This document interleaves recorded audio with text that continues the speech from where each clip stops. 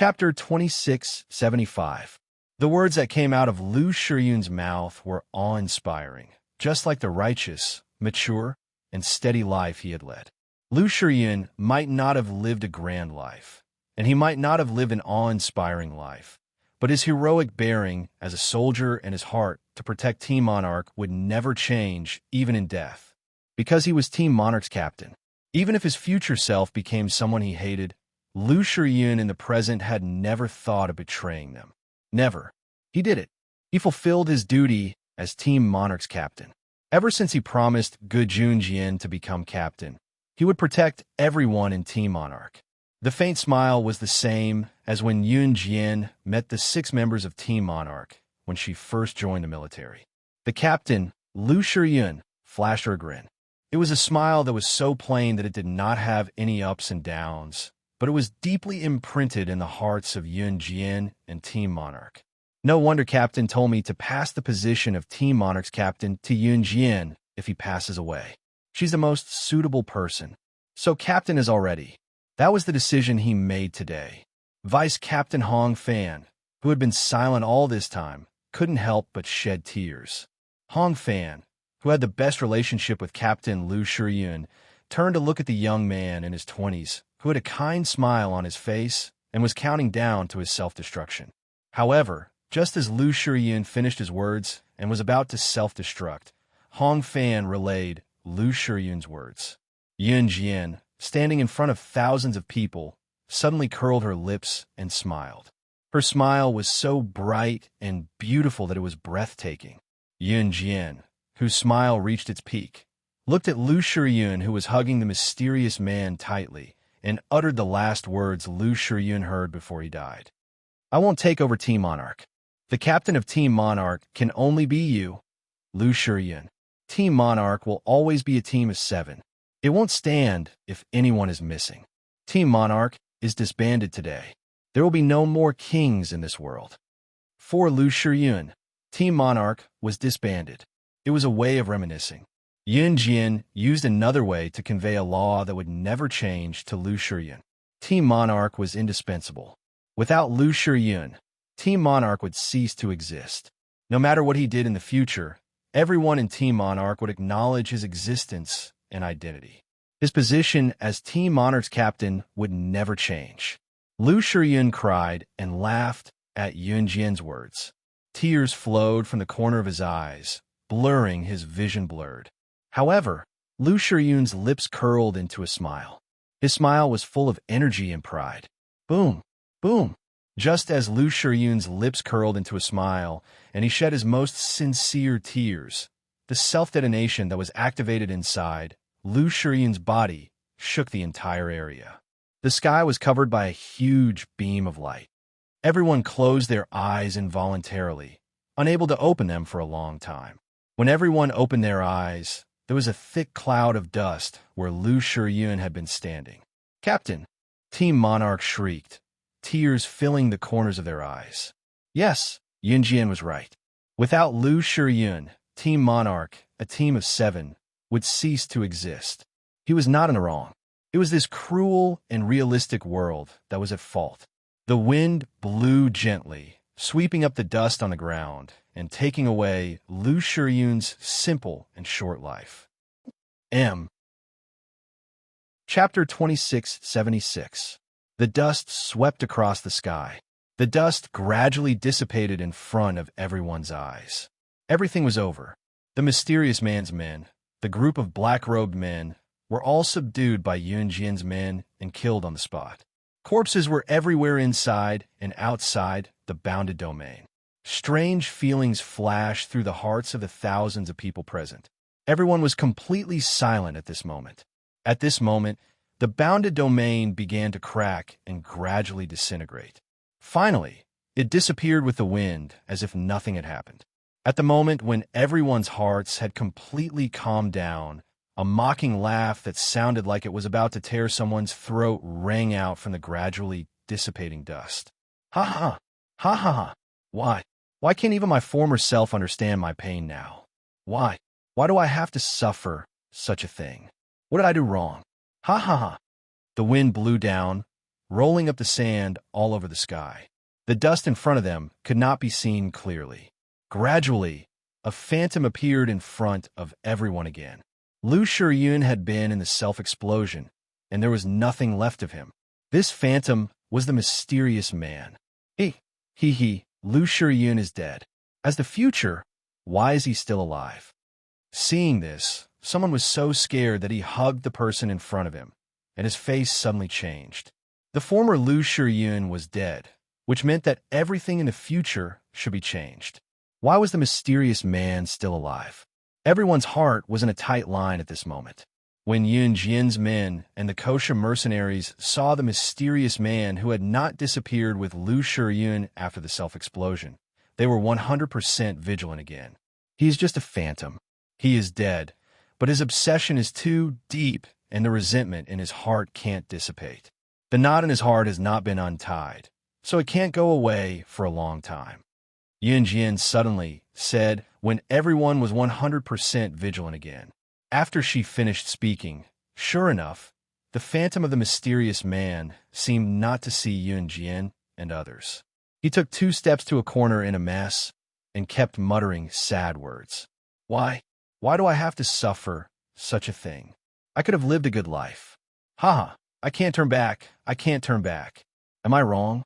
Why did I have to betray myself in the past? Do I not deserve to live? Why are you doing this to me? It was as if they were questioning the unfairness of the heavenly Tao. They were filled with despair and pain. No one wanted to become a bad person. Unfortunately, this was a cruel and realistic world. It was just like how no one was willing to commit suicide. Unfortunately, he had encountered too many facts that he could not bear and face. You will never be able to imagine it, and you should never judge anyone from a moral point of view, because you don't know the life of others. Yun Jian narrowed her eyes slightly. Her vision followed the mysterious man's swaying steps and chased after him. Just as the mysterious man staggered 2 steps forward, a clear and melodious song, like the cry of a magpie, suddenly came from the forest nearby, the open area. The song was filled with despair and desolation. It was so clear that people could not help but want to find out what kind of past she had encountered to make such a clear and cold voice of a young girl with a melodious voice that seemed to be able to awaken the earth. This song that caused one to fall silent made the mysterious person who was walking forward unsteadily and hesitantly, without a puppet of his own, who was walking forward with an expressionless face, stop in his tracks. The voice was beautiful and crisp. It was so pure and clean that it sounded like an angel from heaven. But when the mysterious man's illusion heard this voice, he suddenly covered his face and squatted down. He held his head and cried loudly. Why did you betray me? Why did you leave me when I needed you the most? Why? The owner of the soft, singing voice finally appeared in front of everyone. A young girl who could produce such a beautiful voice indeed had a pure and clean face. She smiled faintly and slowly walked towards them. When she came in front of the mysterious man, she gently lowered her head and placed her hand on the mysterious man's head. But she did not touch the mysterious man's head. She too was an illusion. Like the mysterious man, she had died long ago. When the 2 illusions collided, they would never touch each other. The young girl suddenly smiled at the mysterious man in front of everyone.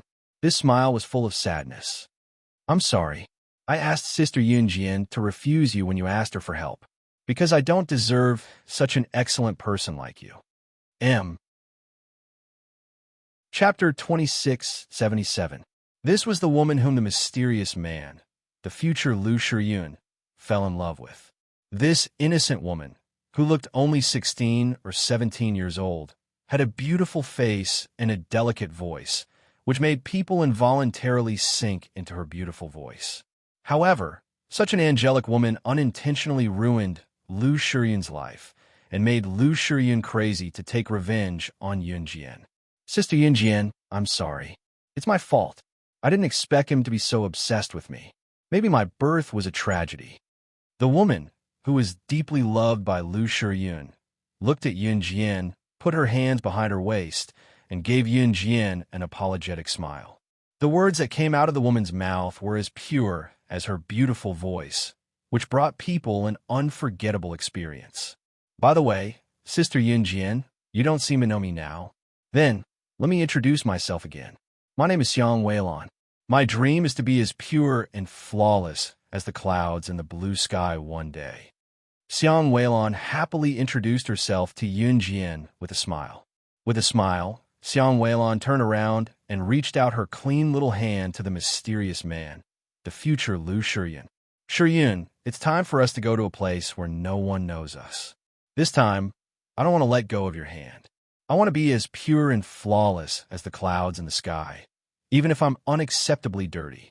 Just like what you said before. I'm the purest person in the world. I believe in you. In the future, I don't want to let go of your hand anymore. The mysterious man's phantom was holding his head and squatting on the ground. After hearing Xiang Weilon's words, he slowly put down his ears and slowly stood up. The moment he put his hand in Xiang Weilon's, the two hands that could never be held together again, Xiang Weilon held the mysterious man's hand, and the mysterious man slowly stood up. The wind once again blew past this place, bringing with it a dense fragrance. Dandelions that came out of nowhere lingered around Xiang Qinglong and the mysterious man. The figures of Xiang Weilon and the mysterious man gradually dissipated under the lingering dandelions. Finally, they turned into two ordinary dandelions and flew into the blue sky together with the other dandelions floating in the sky. To the blue, she yearned to soar to the blue sky. She did it. She told herself that in the future, she could also be as white as the clouds floating in the sky. Yunjian learned the story of Xiang Weilon and the future Lu Shiyun from the notebook left by Lu Shiyun in 2004. Lu Shiyun had always had the habit of taking notes. From a notebook left behind by Lu Shiyun, Yunjian learned that the future Lu Shiyun had already found the present Lu Shiyun and told him everything that had happened in the future. Xiang Weilon was a prostitute. When the future Lu Shiyun first met her, she was singing in a bar. Her melodious voice attracted Lu Shiyun. Xiang Weilon also fell in love with Lu Shiyun, who took care of her, but she didn't dare to tell Lu Shiyun about her lowly identity. She was dirty, very dirty, so dirty that even she despised herself. But in order to survive, in order to eat, in order to survive, she sold herself. Later, Lu Shiyun found out about her past. He didn't despise her, but she despised herself. Later, for Lu Shiyun, Xiang Weilon refused to accept any more customers. Unknowingly, she offended the big shots and was beaten up countless times. But she didn't dare to tell Lu Shiyun, afraid that he would feel bad. She was afraid of hurting Lu Shiyun, so she left Lu Shiyun in the name of betrayal. She also begged the future Yunjian not to save her if she died, because she couldn't face Lu Shiyun anymore. Later, Xiang Weilon died. She was raped and killed by the big shots and stabbed to death. Lu Shiyun knew that Yunjian had superb medical skills. He hugged Xiang Weilon and begged Yunjian to save her, but he was cruelly rejected by Yunjian. Men in love were usually irrational. Because of this, he hated Yunjian and felt that Yunjian did it on purpose. The name Xiang Weilon was given by Xiang Weilon herself. She hoped that one day she could fly towards the blue sky, as white and flawless as the clouds floating in the sky, as clean as her singing. She did it. She flew towards the blue sky. She did it. Chapter 2678. Lu Shiyun and Xiang Weilon's story was both beautiful and sad. It was the summer of 2015.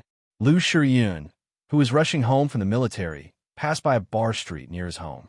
Originally, he was in a hurry to go home, but when he passed by, he was attracted by a melodious song that sounded like the chirping of an oriole. Humans are emotional creatures, and they can't help but be attracted by things that can attract them. Lu Shiyun stepped into the bar and saw a young lady sitting at the front desk. She seemed to have experienced a lot. The girl's eyelashes were very long, and under the neon lights, her slender figure was beautiful. Lu Shiyun felt that the moment he stepped into the bar, the girl raised her eyes slightly and looked back at him. She didn't know that this glance completely changed the fate of both of them. From then on, Lu Shiyun couldn't help but step into this bar every day just to see the girl. Over time, it became a habit, but the two of them never said a word to each other. Until one day, when Lu Shiyun heard a young girl singing a beautiful melody, he turned around and left. The girl put down the microphone and rushed out of the bar. She took out a wallet from her pocket and handed it to Lu Shiyun. "Sir, this is the wallet you accidentally dropped yesterday. When I picked it up, you were already gone. Take it back." The girl kept her head down the whole time. Lu Shiyun finally saw the girl's face at close range. Just like the girl's singing, the girl's face was as small as a palm. Lu Shiyun took the wallet, but before he could thank her, the girl turned and ran away. From then on, Lu Shiyun still came to watch the girl sing every day, but the two of them never got to know each other. Until one day, Lu Shiyun turned to leave after listening to the girls singing. Suddenly, there was a burst of noise behind him. "Let me go! Let me go!" The girl's cry for help was immediately heard. It was a dozen big men who rushed up and dragged the girl out. One of the big men raised his hand and slapped the girl, causing her ears to ring and a heavy bruise to appear on her face. "Bitch, don't pretend to be virtuous. If you don't listen, I'll strip you naked on the spot." The big man roared, raised his hand, and was about to give her another heavy slap. But this slap, before it fell into the girl's hand, it was caught by a large hand. It was Lu Shiyun. "Yo, little brat, why aren't you letting go of me? Be careful, I'll find someone to kill you." But before the last three words left the man's mouth, Lu Shiyun didn't even look at him. He raised his hand and placed a document in front of the group of men. "Police." After seeing the clear handwriting on the document, the group of burly men was stunned. "Consider yourself lucky." Seeing this, the large man spat at the young girl and left with his men. Lu Shiyun personally escorted the girl back to her residence, a dilapidated slum that couldn't be any more dilapidated. "Well, thank you." Just as Lu Shiyun was about to leave, the girl who had been silent all this time finally spoke. After 2 seconds of silence, the girl suddenly turned around and gave Lu Shiyun a smile that would make Lu Shiyun fall for her for the rest of his life. "My name is Unwavering. It's a name I gave myself. My dream is to be as pure and flawless as the clouds in the blue sky one day. What about you?" The girl's smile made Lu Shiyun blush. Since then, Lu Shiyun and the girl got to know each other, understood each other, and were attracted to each other. In the end, they couldn't escape love. Xiang Weilon kept telling herself that she was just greedy for his goodness. After a while, she would leave. He was a soldier, and she shouldn't hold him back. A dirty girl like her wasn't good enough for him. Xiang Weilon was sold into a brothel by her mother when she was young and was forced to serve customers. She named herself Xiang Weilon because she wanted to be as pure and flawless as the clouds in the blue sky one day. She longed for a clean life. After falling in love with Lu Shiyun, Xiang Weilon used the money she had accumulated over the years in exchange for a chance to redeem herself. Although she was beaten up by her mother in the brothel in the end, she was able to escape. Lu Shiyun didn't know about it. He introduced her to Yun Jian and the rest of Team Monarch. She also got to know Yun Jian, who stood at the peak of everyone. Those were the happiest days of Xiang Weilon's life. She was carefree, as if she was really living the life of her dreams. However, the good times didn't last. In the winter of 2017, the leader of the group of burly men who dragged her away from the bar came looking for her again. He was an international big shot. However, Xiang Weilon wasn't willing to serve any more customers. She didn't want to betray Lu Shiyun. However, the other party threatened her that if she didn't go, they would destroy Lu Shiyun's future and bright future. Xiang Weilon agreed, but she didn't dare to tell anyone. She only secretly looked for Yun Jian and told Yun Jian that if she was about to die one day, she begged her not to save her. Because a dirty person like her didn't have the right to spend the rest of her life with Lu Shiyun. Other than that, she didn't say anything else. Xiang Weilon knelt and kowtowed to Yun Jian until her head bled. Only then did Yun Jian agree to her. The purity that was lost could never be regained. No one was willing to give up. Xiang Weilon's wish was very small. She only hoped that her body could be as pure and flawless as the clouds, but she would never have the chance to do so. M. Chapter 2679. In order to completely disappear from Lu Shiyun's world, Xiang Weilon found all kinds of men and made out with them in front of Lu Shiyun. However, after Lu Shiyun quarreled with Xiang Weilon and left in anger, Xiang Weilon chased away the men who pretended to be her customers and hid in her room to cry. In order to make Lu Shiyun give up on her, Xiang Weilon even belittled him loudly. "You're just an ordinary person.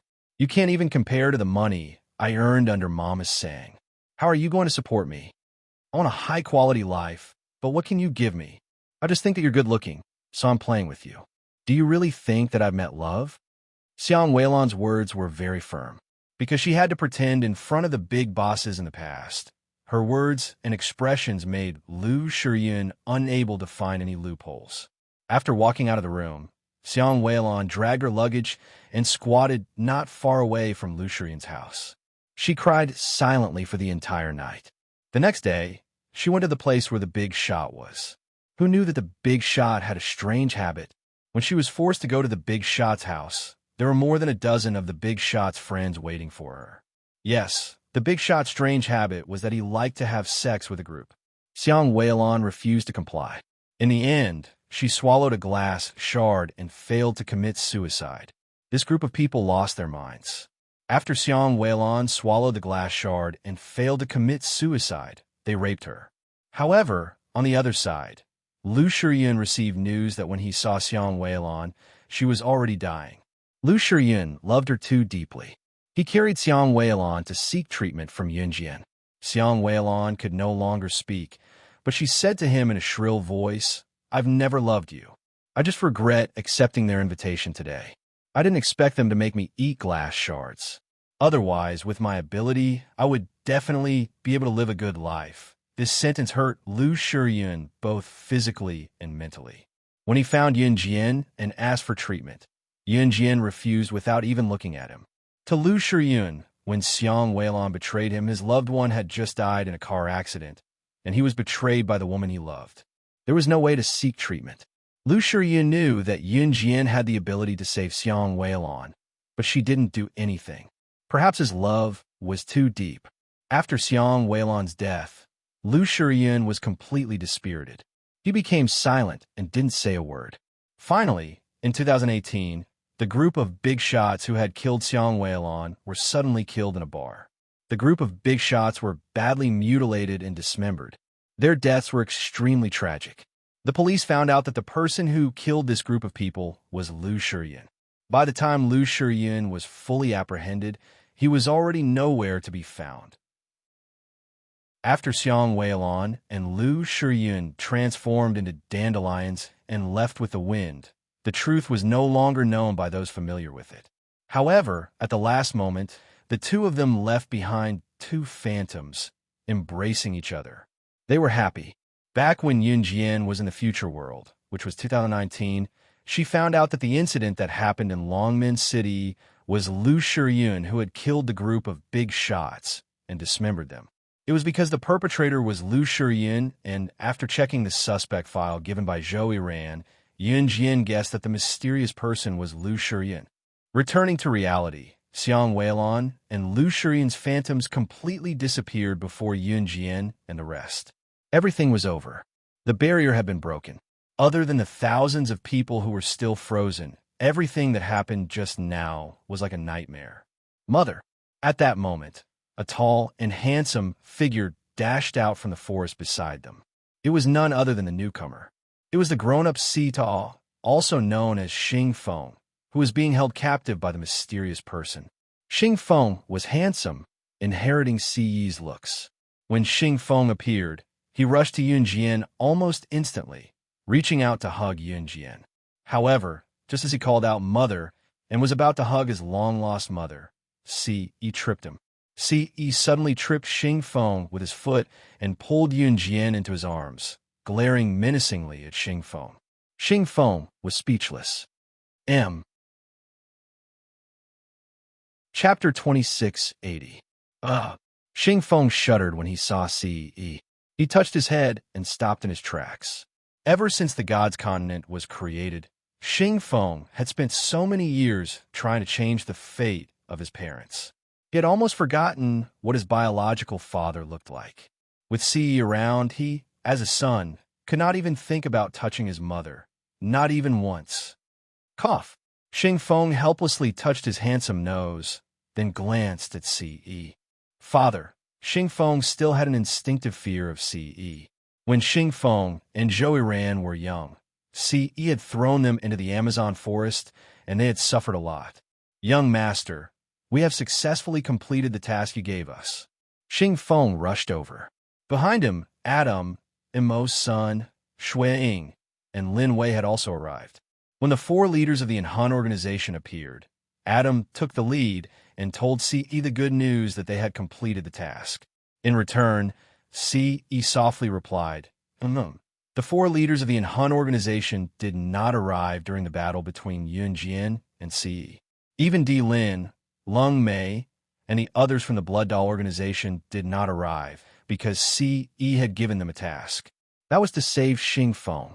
After Xing Feng was saved, he used his last bit of spiritual power to summon the phantom of the deceased Xiang Weilan. Phantom was a general term used by cultivators for people without a physical body or soul. It was a remnant will in the human world, nothing more. That was why Xiang Weilan and Lu Shiyun had turned into dandelions and flew into the blue sky. At least, their phantoms, which were their wills, were together. At the last moment, they had left with smiles. Ha ha ha. Work is done. Work is done. Mother, how long has it been since I've eaten your cooking? How about you cook for me tonight, and let me have a free meal? Xing Feng touched his nose and led the way forward. After taking 2 steps, he suddenly turned around. His handsome Ce face was filled with anticipation. Upon hearing that Xing Feng wanted Yun Jian to cook for him, Ce's face instantly darkened.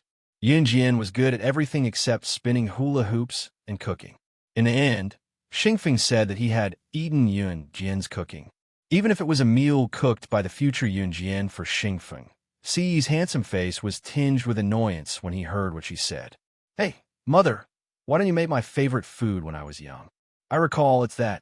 After Xing Feng finished speaking, he turned around and walked in front of Yun Jian and Ce. He even rested his chin on his hands solemnly, carefully recalling the name of the dish Yun Jian had cooked for him back then. Xing Feng took 2 steps in front of Yun Jian and Ce. As he walked, a slender leg suddenly reached out from behind and hooked onto Xing Feng's long leg.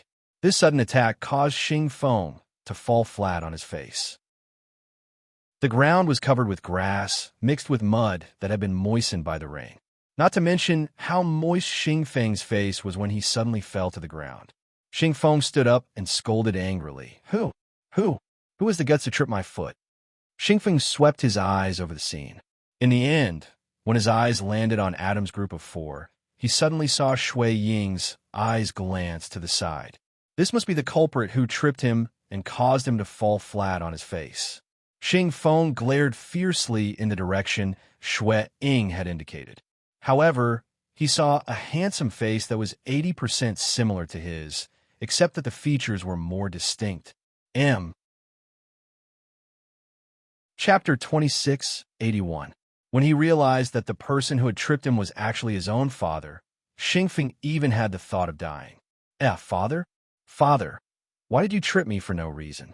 Look at my clothes, they're all stained with mud. Although Xing Feng had lived for so many years and had a face that was 80% similar to Ce's, his personality was completely different from Ce's. Ce was the kind of person who was so cold that people didn't dare to approach or talk to him. Other than the woman he loved, he wouldn't care about anyone else. Although Xing Feng had a handsome face that was identical to Ce's, and even inherited that cold appearance, he was completely different from Ce. He was the kind of person who liked to talk about things with humor. When he realized that the person who tripped him was actually his own father, Xing Feng was stunned. After being stunned, he immediately acted coquettishly. However, Xing Feng's coquettish behavior was met with a cold and merciless sentence from Ce. Get lost. Xing Feng naturally understood his father. He twitched the corner of his mouth, turned around, and ran away in dejection. The next morning, the vice president of the martial arts club, Mo Buffon, scratched his head. He was sleeping on his big single bed at home. He turned over. Although the single bed was big, Mo Buffon was sleeping on the edge of the single bed. When he turned over, he directly rolled onto the ground. "Oh, Mo Buffon wailed. After howling, his consciousness gradually became clear.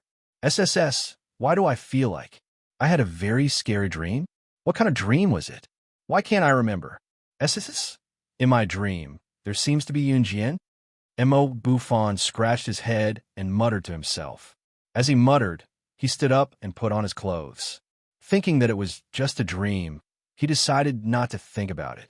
After eating breakfast, he took a bus from home to school. As soon as he entered the classroom, he heard the students discussing. The one who led the discussion was Kai Huiling, who had a dispute with Yun Jian in university. "Why did that little bitch appear in my dream? What the hell is going on? I don't want that bitch to appear in my dreams at all. And it seemed like she's slaying God, the #1 on the international secret agent ranking. What kosher mercenaries boss?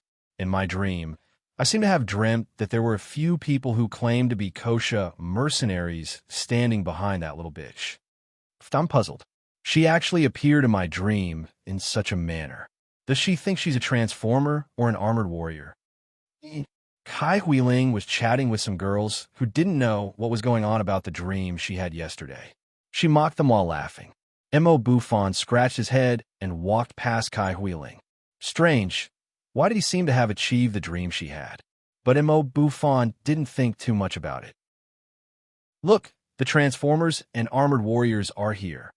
Kai Huiling pointed at the stairs with a mocking tone. Instead, he saw a slender young girl whose face had been moisturized by a man. Her breasts were full, and her figure was slender. Yun Jian happened to pass by at that moment. Hearing Kai Huiling and the rest mocking her, Yun Jian's lips curled into a red arc. When she passed by Kai Huiling and the rest, she flashed a strange smile at Kai Huiling. The grin made Kai Huiling mock Yun Jian even more as she shouted at the latter's back. "What are you talking about? Hey, you're a transformer, aren't you?" She had a mocking smile on her face. However, just as Kai Huiling finished her sentence, she suddenly saw a butterfly knife appear in Yun Jian's empty hand. It was nothing much. However, looking at the shape of the butterfly knife, Kai Huiling suddenly recalled a scene in her mind. It was the scene where Yun Jian combined the 3 artifacts into the butterfly knife handle. When Kai Huiling snapped back to reality, she suddenly screamed in shock. The girls who were listening to her joke about Yun Jian were at a loss. That dream wasn't a dream. It's real. It's real, it's real. Chapter 2682. Kai Huiling slid to the ground like she was paralyzed, hugging her head as if she was frightened by something. The girls were bewildered.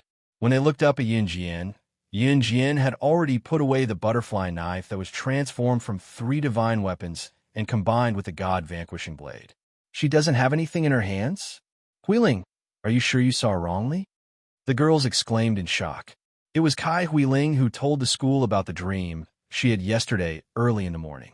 She even compared Yun Jian to an armored warrior, saying that everything in the dream was hilarious.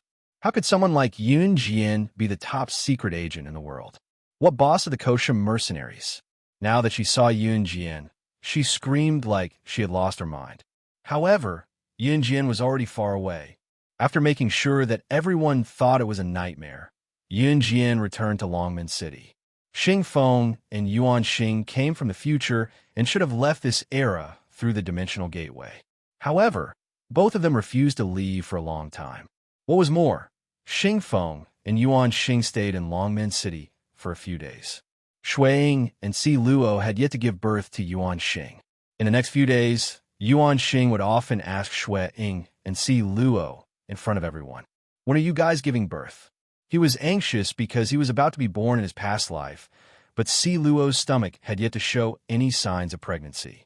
His question made Si Luo cover his face and leave. "Don't stop me. I'm going to make him cry. Kid, who told you to bully me every day when you were young?" You even stole my beloved little sister, didn't you? You brat. Xingfeng was held back by Mo's son and Lin Wei as he glared at little Zhou Yiran, who was playing happily on the bed. Little Zhou Yiran was only 4 years old and had no idea that he was the one who bullied Xingfeng in the future.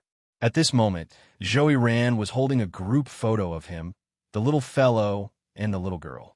In front of Xingfeng, little Zhou Yiran looked at the photo and giggled. As he laughed, he suddenly smacked his lips on the little girl in the photo. Just as the atmosphere was about to explode, Xiaozhou turned around and kissed the little guy in the photo. The little fellow was none other than Xingfeng himself. Brat, let go of your mouth. Everyone in the villa could hear Xingfeng's roar clearly.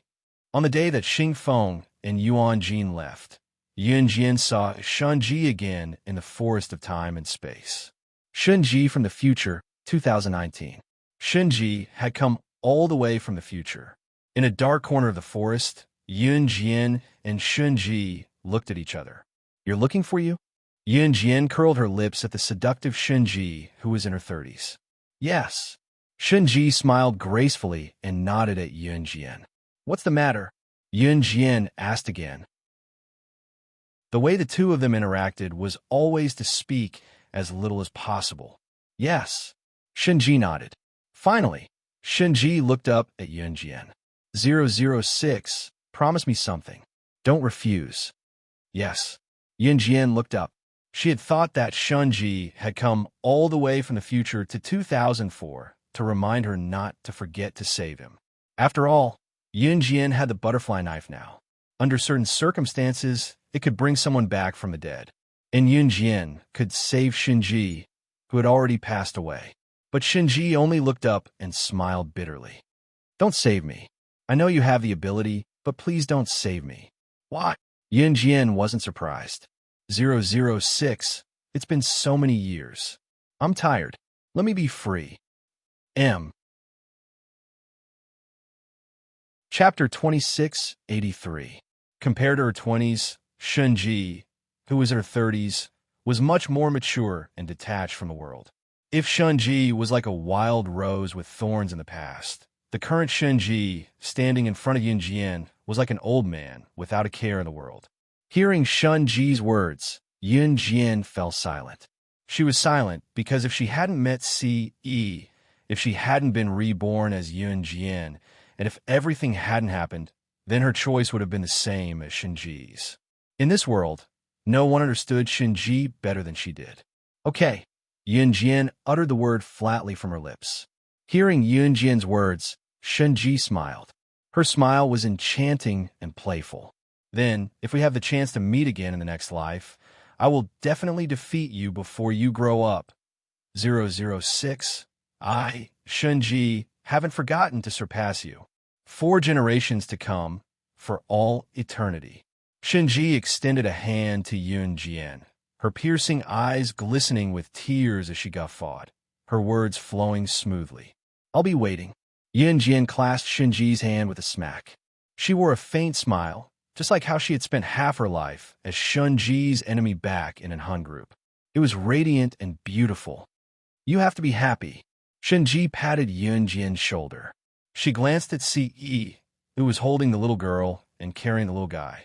Then she turned and walked towards the forest of time and space. The wind blew the fallen leaves on the ground, lifting them into the air and carrying them into the sky. In less than 2 seconds, the wind stopped without warning. All the leaves in the air fell back to the ground. Shunji was like a dancing leaf. The moment she was lifted by the wind, she was dazzling. Then she returned to her roots, leaving no trace behind. Her fiery red clothes fluttered in the wind. Shunji left in a hurry, like a heroic heroine. She took away Yun Jian's lifelong rival. This was the last time Yun Jian would see Shunji. Yun Jian stood in place and stared in the direction Shunji had left for a long time. She didn't come back to her senses until someone tugged at her clothes. Yun Jian didn't come back to her senses. Mama. Mama's bag, Mama's bag. The little boy in Ce's hand tugged on Yun Jian's clothes. Because he was being carried by Ce, the little boy swayed from side to side as if he was on a swing. She said, hug, as bag. The little guy blinked his big eyes. He was so cute that people wanted to pinch his face. Yunjian turned around and saw the little guy who had suddenly started giggling after seeing something fun. Her heart skipped a beat. He reached out and hugged the little fellow, gently rubbing the little fellow's head. She looked up and saw Ce looking at her with a doting expression. Yes, she and Shunji already had a different life.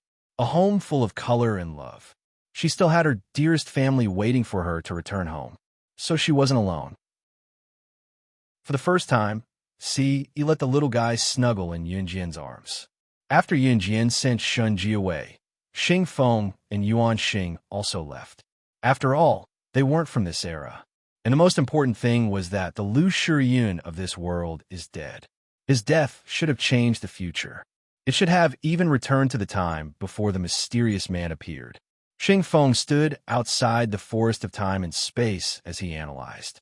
The Lu Shiyun of the modern world was dead. Logically speaking, the Lu Shiyun of the future wouldn't have had a chance to return to the beginning of the divine continent. Then none of this would have happened. This also meant that Yun Jian, as the sorcerer goddess, and Ce, as the divine lord, wouldn't have come to Earth. Everything should have been restored to the time when everything had not happened. But don't worry, I've investigated. Because of the mysterious man, time and space have been distorted. Even if the mysterious man doesn't appear in the future, nothing will change now. But there's something bad I need to tell everyone. Xingfeng paused for a moment when he said this. In the end, he continued, the gate of time and space has started to dissipate. I estimate that in 20 minutes, the gate of time and space won't be able to be used again. In other words, if we go back to the future this time, we won't be able to return to 2004. Speaking of this, Xingfeng wasn't worried about not being able to see Yunjian and Ce again. He turned to Yuan Xing. Yuan Xing, if you don't do something now, you won't have another chance. Xingfeng knew that Yuan Xing treated Yiji differently. At this moment, Yiji was trembling behind Yunjian. She peeked out one eye to look at Yuan Xing, who was standing beside Xingfeng. Hearing Xingfeng's words, Yuan Xing's deep eyes flickered. Just when everyone thought that Yuan Lin would ask Yiji to wait for him for more than 10 years, Yuan Lin suddenly walked in front of Yiji and grabbed her wrist. He couldn't help but retort as he pulled Yiji toward Xingfeng. Follow me. After a pause, he was afraid that Yiji wouldn't agree, so he suddenly said in front of everyone, I'll marry you. Come. Wonderful Book House. Chapter 2684. Yuan Xing's sudden confession gave everyone a fright. Even Xingfeng didn't expect that Yuan Xing, who had always been by his side, who had always placed importance on important matters, who had even watched as the women he knew fell in front of him, would be beaten to death without a care in the slightest. How could he say such explosive words? Xingfeng originally thought that Yuan Xing only treated Yiji differently. He thought that Yuan Xing would tell Yiji to wait for him for more than 10 years. He did not expect that the first thing he said would be to marry her. Cough. Xingfeng put his fist in front of his mouth and coughed lightly. He unnaturally pursed his lips into a secret smile. Yiji had always been timid. She was a puppet created by the mysterious person to deal with Yunjian. Even the heavens and earth did not approve of her existence. However, Yiji was caught off guard by Yuan Xing's sudden confession in front of everyone. Her wrist was tightly gripped by Yuan Ying. His eyes were fixed on her face, as if he was a python that would swallow her alive if she dared to refuse. Yiji shuddered. She turned to Yunjian for help. Sister Yunjian, follow your heart. If you're willing, we'll meet again in a decade or so. Yunjian pressed her lips together and interrupted Yiji's words. Follow my heart. Yiji placed her other hand that was not held by Yuan Xing over her heart and closed her eyes. After meditating for a few minutes, Yiji finally opened her eyes and looked at Yunjian. Sister Yunjian, will I be able to see you again after I leave? Yes. Yunjian nodded. Yiji had gone to the future, which meant that she had traveled more than 10 years to the future. Naturally, she would be able to meet the future Yunjian. However, for Yunjian and the others, they would have to wait for more than 10 years before they could meet the future Yiji. Once she heard that she would be able to see Yun Jian, Yi Ji agreed decisively. All right, the dimensional door is about to disappear. If you don't leave now, it will be too late. Xing Feng used his spiritual power to sense and frowned. Hearing this, Yuan Jing grabbed Yi Ji's hand and walked into the space-time forest. Father, mother, everyone, we will meet again in the future. Xing Feng revealed a handsome smile that was 80% similar to Siyi's. He nodded towards everyone and then turned around to catch up with Yuan Xing's footsteps. After sending off Xing Feng, Yuan Xing, and Yi Ji, Yun Jian returned to her normal life. But after that, Yun Jian still had a very important thing to do. 1 month later, the Chun family of Longmen City. Chun Sini had been locked up at home by her father for several days, especially today. To her, it was worse than death, because this afternoon, Zhang Xiaofeng would be engaged to a rich young lady whom he had known for less than half a year. Zhang Xiaofeng's and Chun Sini's families found out about their relationship. A relationship between cousins was an intolerable act of incest. Chun Sini was impatient as she was locked up at home. Just as Chun Sini was about to smash her head in her anxiety, a sachet was thrown in through the window. Stunned, she quickly opened the sachet and took out its contents. When she saw the familiar words and the key in the sachet, Chun Sini was elated. It was her. It was Yun Jian. In a luxurious 5-star hotel in Longmen City, Zhang Xiaofeng was forced by his parents to change into the groom's attire for the engagement. The engagement party was in progress. Zhang Xiaofeng's father, dragged Zhang Xiaofeng to the center of the hotel and clinked glasses with the bride's father, Guohong. In-law, we're a family from now on. Please be more tolerant. Of course. Guohong smiled with squinted eyes and clinked glasses with Zhang Xiaofeng's father. Both of them looked at each other and drank. Zhang Xiaofeng rolled his eyes on the side. If his mother had not held a knife to his neck to force him to change, he would never have come here. Next to Guohong was a girl who was peeking at Zhang Xiaofeng shyly. She was about 18 years old and looked average. The girl's name was Guiyouting. She was Zhang Xiaofeng's fiancée. It was apparent that if it were not for the urgent need to cut off Zhang Xiaofeng and Chun Sini's relationship, Zhang Xiaofeng's father would not have asked Zhang Xiaofeng to get engaged in such a hurry. Cough, cough. Thank you, dear friends and family, for coming today. Today is the engagement party of my son and the young lady of the Guo family, Guiyouting. Thank you for coming. Let the engagement ceremony begin. Zhang Xiaofeng's father spoke with squinted eyes. Just as he spoke, a clear and melodious female voice rang out.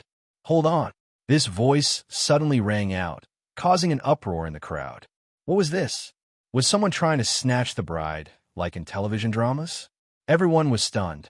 Just as everyone was thinking about this, a figure suddenly jumped down from the second floor. This figure jumped down from the second floor. His action was so clean that it shocked everyone around him. Zhang Xiaofeng's eyes lit up when he saw this. Yun Jian, who suddenly stood in front of everyone, turned her head and looked at Zhang Xiaofeng, who was standing in front of the engagement ceremony. She gave Zhang Xiaofeng a contemptuous smile and said something that made everyone's heart skip a beat. Why didn't you invite your master to your engagement party? Calm. Wonderful book house. Chapter 2685. These words sounded like a conversation between an ordinary person and an ordinary person, but the hearts of the people present jumped violently when they heard these words. She's fine after jumping down from the second floor, just now. She even claimed to be the man's master. Who's this woman? Some guests who were invited to the scene could not help asking in shock when they saw Yun Jian leaping down from the second floor. Is this person a clown who's here to perform? Someone asked, but their eyes were glued to Yun Jian's face. She shouldn't be. How can a clown be so pretty? Someone retorted immediately. There was a flurry of comments. Guohong had only moved his company and assets to Longmen City a year ago. As Guohong's daughter and the person who was engaged to Zhang Xiaofeng today, Guiyouting had only come to Longmen City recently. She fell in love with Zhang Xiaofeng the moment she met him. She liked Zhang Xiaofeng's skills and drive that were different from other guys. Zhang Xiaofeng would train every day, including the skills he had learned from Yunjian for so many years. His ability should be at least on par with a high-level assassin. It was about half a year ago that Gui Yaoding got to know Zhang Xiaofeng. It was a gathering, and they were robbed on their way home in the middle of the night. It was a gathering of young men and women, but they were robbed by a group of armed robbers on their way home. Under normal circumstances, they had no other choice but to hand over their money obediently. The robbers that day were lustful when they saw that there were a few girls in the group. If they were ordinary people, they would have been robbed and raped that day. The girls were terrified. The boys' legs were wobbly from fear. It was then that Zhang Xiaofeng stood up. Not only did Zhang Xiaofeng stand up, he even took care of the robbers with his bare hands. They were sent to the police station and praised by the police. It was said that this group of criminals were habitual criminals, but because they were cunning and powerful and were armed with guns and knives, they were very difficult to catch. In the end, Zhang Xiaofeng managed to capture this group of criminals all by himself. From that day onwards, Gui Yaoding was attracted to Zhang Xiaofeng. Later, the relationship between Zhang Xiaofeng and her cousin, Chun Sini, was exposed. Although it was suppressed, Gui Yaoding still learned about it from various channels. And because Zhang Xiaofeng's parents wanted to completely cut off the relationship between Zhang Xiaofeng and Chun Sini, they began to arrange blind dates for Zhang Xiaofeng. They wanted Zhang Xiaofeng to get married as soon as possible so that he could completely cut off his relationship with Chun Sini. Gui Yaoding took advantage of the loophole to hold today's engagement party. Gui Yaoding frowned at the sudden appearance of a woman who was obviously here to make trouble and claimed to be Zhang Xiaofeng's master. "Hey, it's Yunjian." "Zhang Xiaofeng, if you dare to let Sini down, as Sini's good friend, my Yunjian will be the first to not let you off. She's here to look for you." Although Ling Yichen was a playboy, he was also very optimistic about Chun Sini's happiness. In Ling Yichen's heart, he had already treated Chun Sini as his sister. Initially, when Zhang Xiaofeng got engaged to another woman, he was upset and frustrated just sitting by the side. The moment Yunjian appeared, Ling Yichen stood up and spoke to Zhang Xiaofeng. However, these words sounded different to Gui Yaoding's ears. Gui Yaoding was wearing a gown. Just as Yunjian was about to reach Zhang Xiaofeng, she stood in front of Yunjian and acted like the hostess. She spoke to Yunjian. "You're Chun Sini's friend? I advise you not to cause trouble. If you're doing this for your friend's sake, please leave. Also, Xiaofeng doesn't have a master. You're not welcome here." Chapter 2686. Gui Yaoding said to Yunjian word by word. Gui Yaoding completely disagreed with Yunjian's claim that she was Zhang Xiaofeng's master. After all, ever since Gui Yaoding got to know Zhang Xiaofeng had always been training by himself.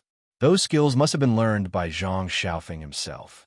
Moreover, even if he had a master, it definitely wouldn't be Chun Sini's friend.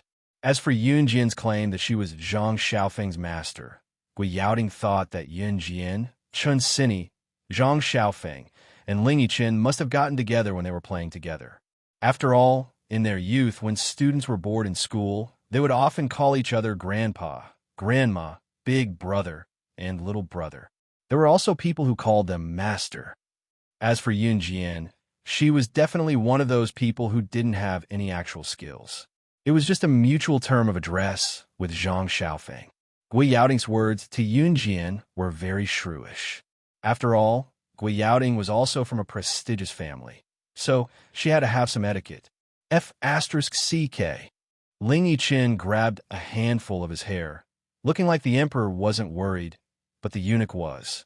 "Zhang Xiaofeng, if you get engaged with this woman today, I'll marry Sini in the future and leave with her. I'll never see you again." Ling Yichen was holding a glass of red wine. At this moment, he smashed the glass on the ground and shouted at Zhang Xiaofeng without a care for his dignity. "Don't you dare!" Zhang Xiaofeng panicked when he heard that Ling Yichen was going to take Chun Sini away. He shouted back. Seeing Zhang Xiaofeng's reaction, Gui Yaoding was displeased. At this moment, Yunjian had already walked to a table in front of the engagement banquet. It was filled with all kinds of desserts and wine. She sat down at the table and crossed her legs.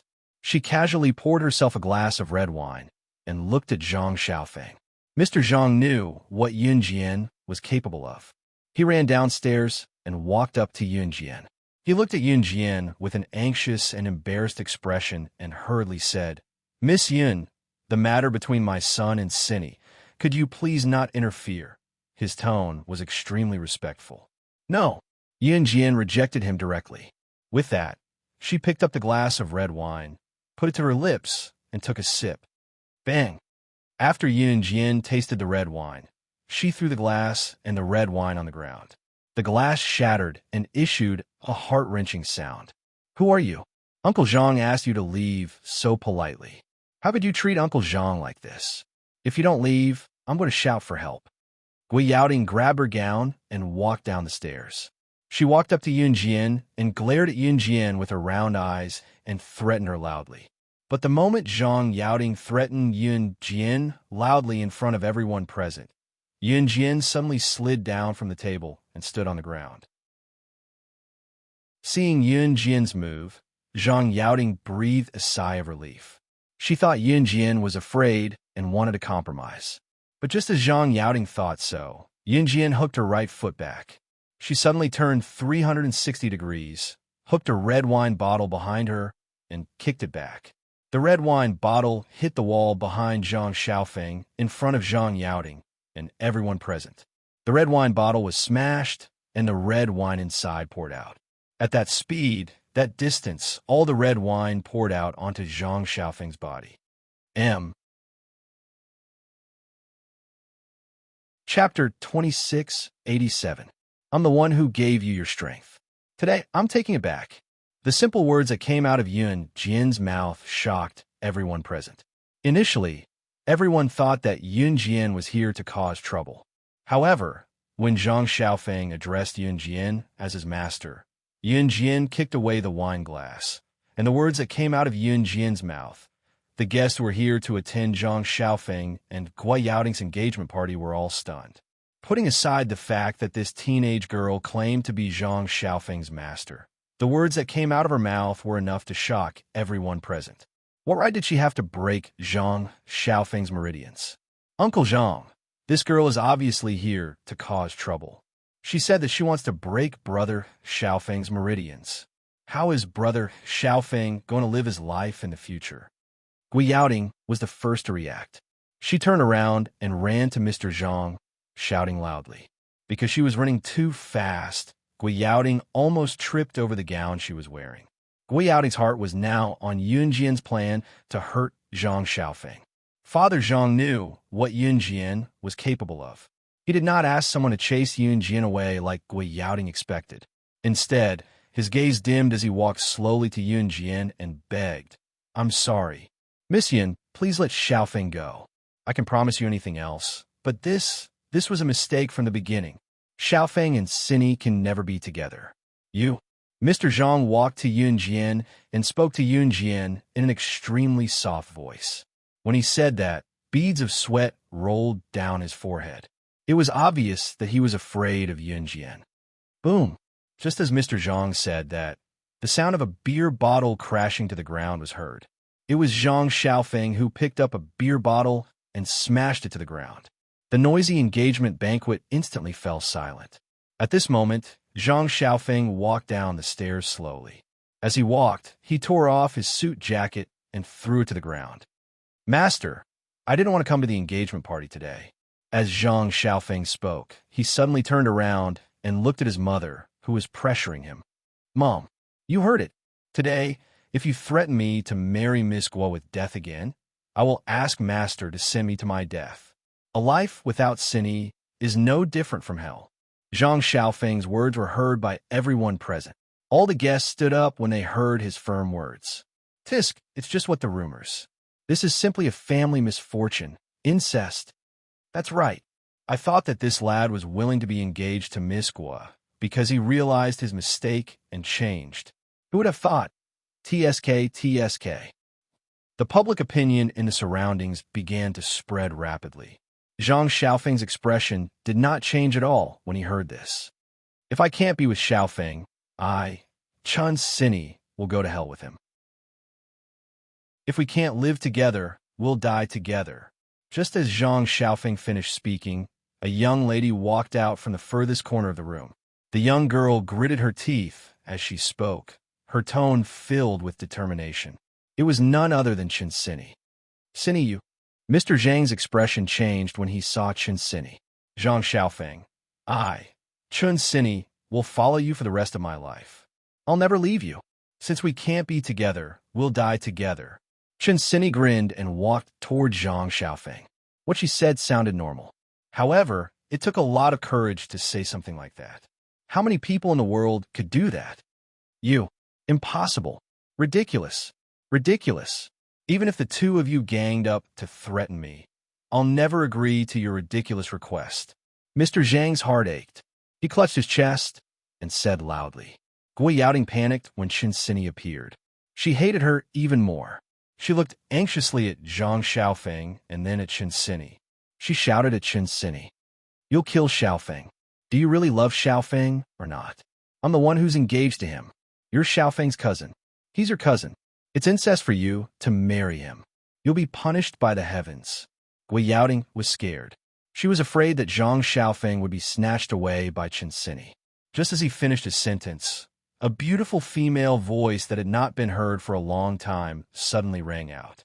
However, what she said stunned Mr. Zhang. All the guests, including Zhang Yaoting, Zhang Xiaofeng, and Chen Sini on the spot. Who told you that the two of them are blood-related cousins? M. Chapter 2688. Yin Jian's words were like an earth-shattering secret that stunned all the guests, including Gui Yaoting, her father, Guahong, and Zhang Jian's parents. Even Chen Sini's biological parents, Chen Jinchuan and He Xia, who had chased after Chen Sini to the engagement party, were stunned by Yin Jian's sudden words. Miss Yin, what are you talking about? I don't understand. Xiaofeng and Yaoting's engagement party is about to begin. Please don't spout nonsense at the engagement party. Otherwise, even if I'll have to kick you out of the party. Mr. Zhang was stunned when he heard Yun Jian's words. It was as if Yun Jian had discovered a secret that he had kept hidden for many years. He was at a loss as to what to do and started to chase the guests away. Dad! Before Mr. Zhang could finish, the first person to interrupt him was not Yun Jian, but Zhang Xiaofeng. Zhang Xiaofeng was glaring at Mr. Zhang with his bulging eyes. After yelling, he questioned Mr. Zhang in an almost doubtful tone. His voice trembled slightly. If one listened carefully, they would be able to detect a hint of ecstasy in his trembling voice. Tell me, is it true? Mr. Zhang was stunned when he was questioned by Zhang Xiaofeng. His eyes darted around as he tried to change the topic. Xiaofeng, how can you believe this? You should hurry up and complete the engagement ceremony with Miss Dad, I'll ask you one more time. Is what my master said true? I want you to say it. Yes.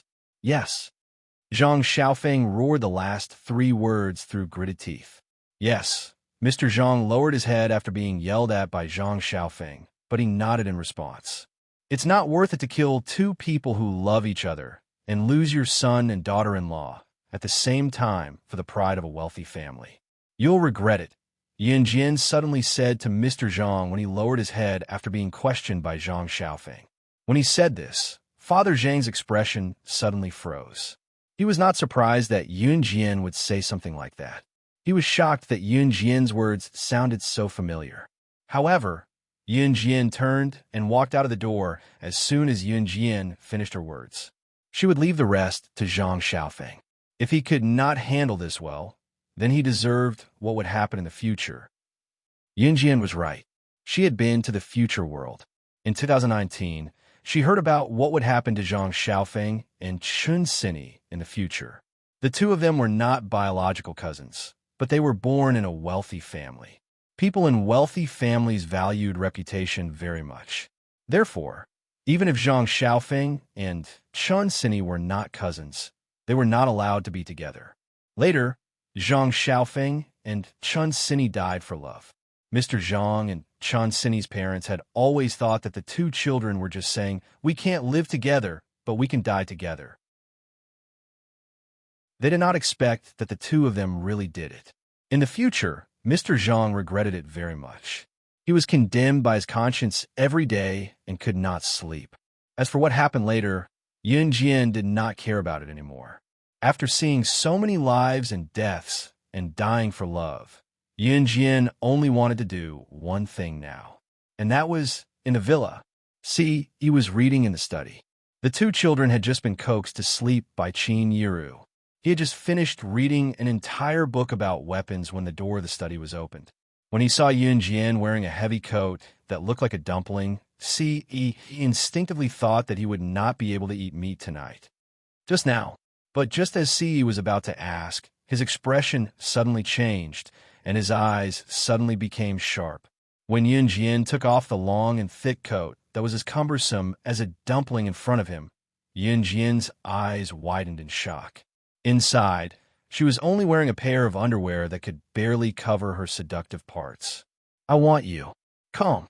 Wonderful Book House.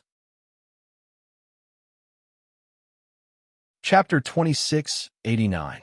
Yun Jian's words had completely fueled Si Yi's ambition. Si Yi was stunned when he heard Yun Jian's words. In the next second, he did not even bother to go around the desk in the study. Getting up, he stepped over the desk and came to Yun Jian's side in just 3 seconds. Wrapping his arms around the exposed girl, he lowered his head and pinched the little mouth that captivated him. Yun Jian could not help lifting her head from the kiss and closing her eyes. Si Yi pressed Yun Jian against the wall. As they kissed, he pushed away the miscellaneous items on the desk, and their lips were inseparable from each other. The stars at night were beautiful, reflecting the sky outside the window as they twinkled. The two stars were slowly coming together, intertwining intimately and seamlessly, creating a beautiful symphony. Just like the two people in the room, they were already lost in their mutual pleasure and could not find themselves. They only had each other in their eyes. Yun Jian was not there, so she did not know what happened to Chen Xinyi and Zhang Xiaofeng after that. She only knew that both of them overcame all sorts of difficulties and got together. Ling Yichen also stopped being a playboy and started dating wholeheartedly. Time passed quickly, and almost a year had passed in the blink of an eye. It was worth mentioning that Zhang Xiaofeng and Chen Xinyi had completely resisted the elders in their family. Not long after they got together, Si Luo became pregnant. Needless to say, Si Luo's child was a boy, Yuan Jin. However, Yun Jian had never mentioned this to Si Luo, so Si Luo was very curious about the gender of her child and kept asking about it every day. Yun Jian only smiled without saying anything. It was the 31st of March, 2005. It was the eve of Yun Jian and Si Yi's wedding. Yun Jian took the number 57 bus alone from the city center of Longmen City to the cemetery in the city. Lu Shiyun's parents often went out and rarely returned home. In addition, although Lu Shiyun's parents had not completed the divorce procedures, the two of them had been living separately for many years and had their own children and new homes. To them, Lu Shiyun was just an existence that was dispensable. Therefore, even though Lu Shiyun had passed away, no one came to visit him at the cemetery. In the future world, Lu Shiyun's parents had passed away, and Lu Shiyun was heartbroken. Lu Shiyun's parents died in a car accident because the two of them finally got the chance to go to the Civil Affairs Bureau to get a divorce. Therefore, they rushed there without stopping. Lu Shiyun's father was also a soldier. A military marriage could not be easily divorced. On that day in the future, Lu Shiyun's mood was already very complicated. Coupled with Xiang Weilan's betrayal, Lu Shiyun's mood dropped to the bottom. Everyone had a bottom line. Once their bottom line was crossed, they would go berserk. Lu Shiyun's future was indeed tragic, but he was not alone. Just as Yun Jian arrived at the cemetery, she saw the former Team Monarch members clearing the weeds around Lu Shiyun's grave. Yun Jian. Chu Xiaonan nodded in greeting when he saw Yun Jian. Yun Jian nodded in response. Taking out incense and candles to pay respects to Lu Shiyun solemnly in front of the grave, Yun Jian was about to leave quietly. Is Team Monarch really disbanded just like that? Chu Ning suddenly asked without calling out Yun Jian's name when Yun Jian walked down the mountain. There was an imperceptible desolation in her words. Team Monarch no longer had Lu Shiyun. Everything in the past had become history. Yun Jian paused, unable to say the word. When Yun Jian walked down the mountain, Chuning did not give up and asked Yun Jian again. Perhaps she just wanted to hear Yun Jian admit to the fact that their team leader, Lu Shiyun, had really passed away. His team monarch really disbanded just like that. This time, Chuning's question was met with a soft reply from Yun Jian. Chuning was sobbing. She cried that Team Monarch's disbandment and Lu Shiyun's death were a foregone conclusion. Calm. Wonderful Bookhouse. Chapter 2690. Everything that had happened was like a dream that they could not wake up from. Chuning, Chu Xiangnan, everyone in Team Monarch wanted to stay in that dream forever. Sometimes, however, reality was cruel. It would tell you that when you woke up from the dream, everything that happened in the past would be forever frozen in memories and illusions. Early the next morning, Yun Jian was dragged out of bed by Qin Yiru at 3 in the morning. She had not seen Ce for a week. According to Longmen City's customs, Yun Jian and Ce were not allowed to see each other on the eve of their wedding. The longer they could not see each other, the better. When others got married, the bride and groom were not allowed to see each other for a whole month. Ce could not help it. 7 days, a whole week without seeing Yun Jian was his limit. She woke up at 3 in the morning, showered, brushed her teeth, cleaned her face, and changed into her wedding clothes. At 4 in the morning, she was dragged to the front hall to put on makeup. It took her 3 hours to put on her makeup. Yun Jian fell asleep 3 times in the middle of the process. In spite of it, the effect of the makeup was excellent. Coupled with Yun Jian's perfectly straight and slender figure, no one could tell that she was the mother of 2 children. April 1st, 2005 was Yun Jian's 20th birthday. Everyone who had just arrived on this day. To celebrate the wedding, Ce announced that all restaurants in the world would be open to the public for 10 days for free. He would pay for all the expenses. For the 10 days, the world was enveloped in a joyous atmosphere. Every restaurant that made a profit had the words "Happy Marriage" to Madame Yun Jian and Mr. Ce written on their doors. Ce married Yun Jian and brought her home amidst the hustle and bustle. The wedding was held in a church. Everyone was present. It was definitely an unprecedented wedding. The higher-ups of an Hun group, the elders of Kosha mercenaries, the leader of Blood Doll, the CEO of Rongyao Company, and so on. Everyone came to congratulate them. Even the priest in the church was frightened by this scene. It was said that some of the international underworld bosses would have a very grand wedding. The priest was also an experienced and knowledgeable person. He had seen many things, but the priest had never seen this wedding. Other than Yun Jian and Ce subordinates, everyone who was slightly famous internationally had agreed to attend the wedding. Regardless of the size of the underworld gangs, even the major assassin organizations were mobilized one after another. Those who didn't know would think that they were going to do something together. At this moment, the priest was standing at the top of the church. He cleared his throat, and after the ceremony, he asked Ce in front of everyone, "Now, let's invite the groom to express his thoughts." "May I ask what the groom wants to do now?" When Ce heard this, he didn't even look at the priest. He just held Yun Jian's small hand with one hand and curled his lips. He didn't even think before saying 10 days and 10 nights. The priest didn't hear clearly, but in order to maintain order, the priest cleared his throat and asked Yun Jian the same question. "So our groom wants to kiss our bride. Then what about the bride? If you were given a chance, what would be the one thing you want to do the most?" He thought that Yun Jian's reply would be more shy and bashful, but who would have thought that Yun Jian would say so openly in front of everyone, "I want to do things with the person I love." Chapter 2691. Oh, so our bride wants to have sex with the groom. The priest held up a book with one hand, while his other hand floated in the air, pointing here and there. He habitually repeated what Yun Jian had just said. However, when the priest spoke up to this point, he suddenly paused. Why was this sentence so explicit? Cough, cough, cough. It seems that our bride and groom are very loving. So now the most exciting moment has arrived. The groom can kiss you. The priest was indeed experienced and knowledgeable. After he realized that the sentence was explicit, he used words to turn it around. People in Western countries were more direct, unlike Z country, where things like kissing were usually done by couples hiding in small rooms. Of course, many couples who pursued fashion would choose to get married in a Western wedding ceremony. Yun Jian and Si chose to get married in a Western wedding ceremony, which meant that Si kissing Yun Jian in public was a very normal ceremony. Without waiting for the priest to finish saying, "The groom can kiss your bride," Si had already bent down and kissed Yun Jian hard on the lips in front of everyone. He was swearing.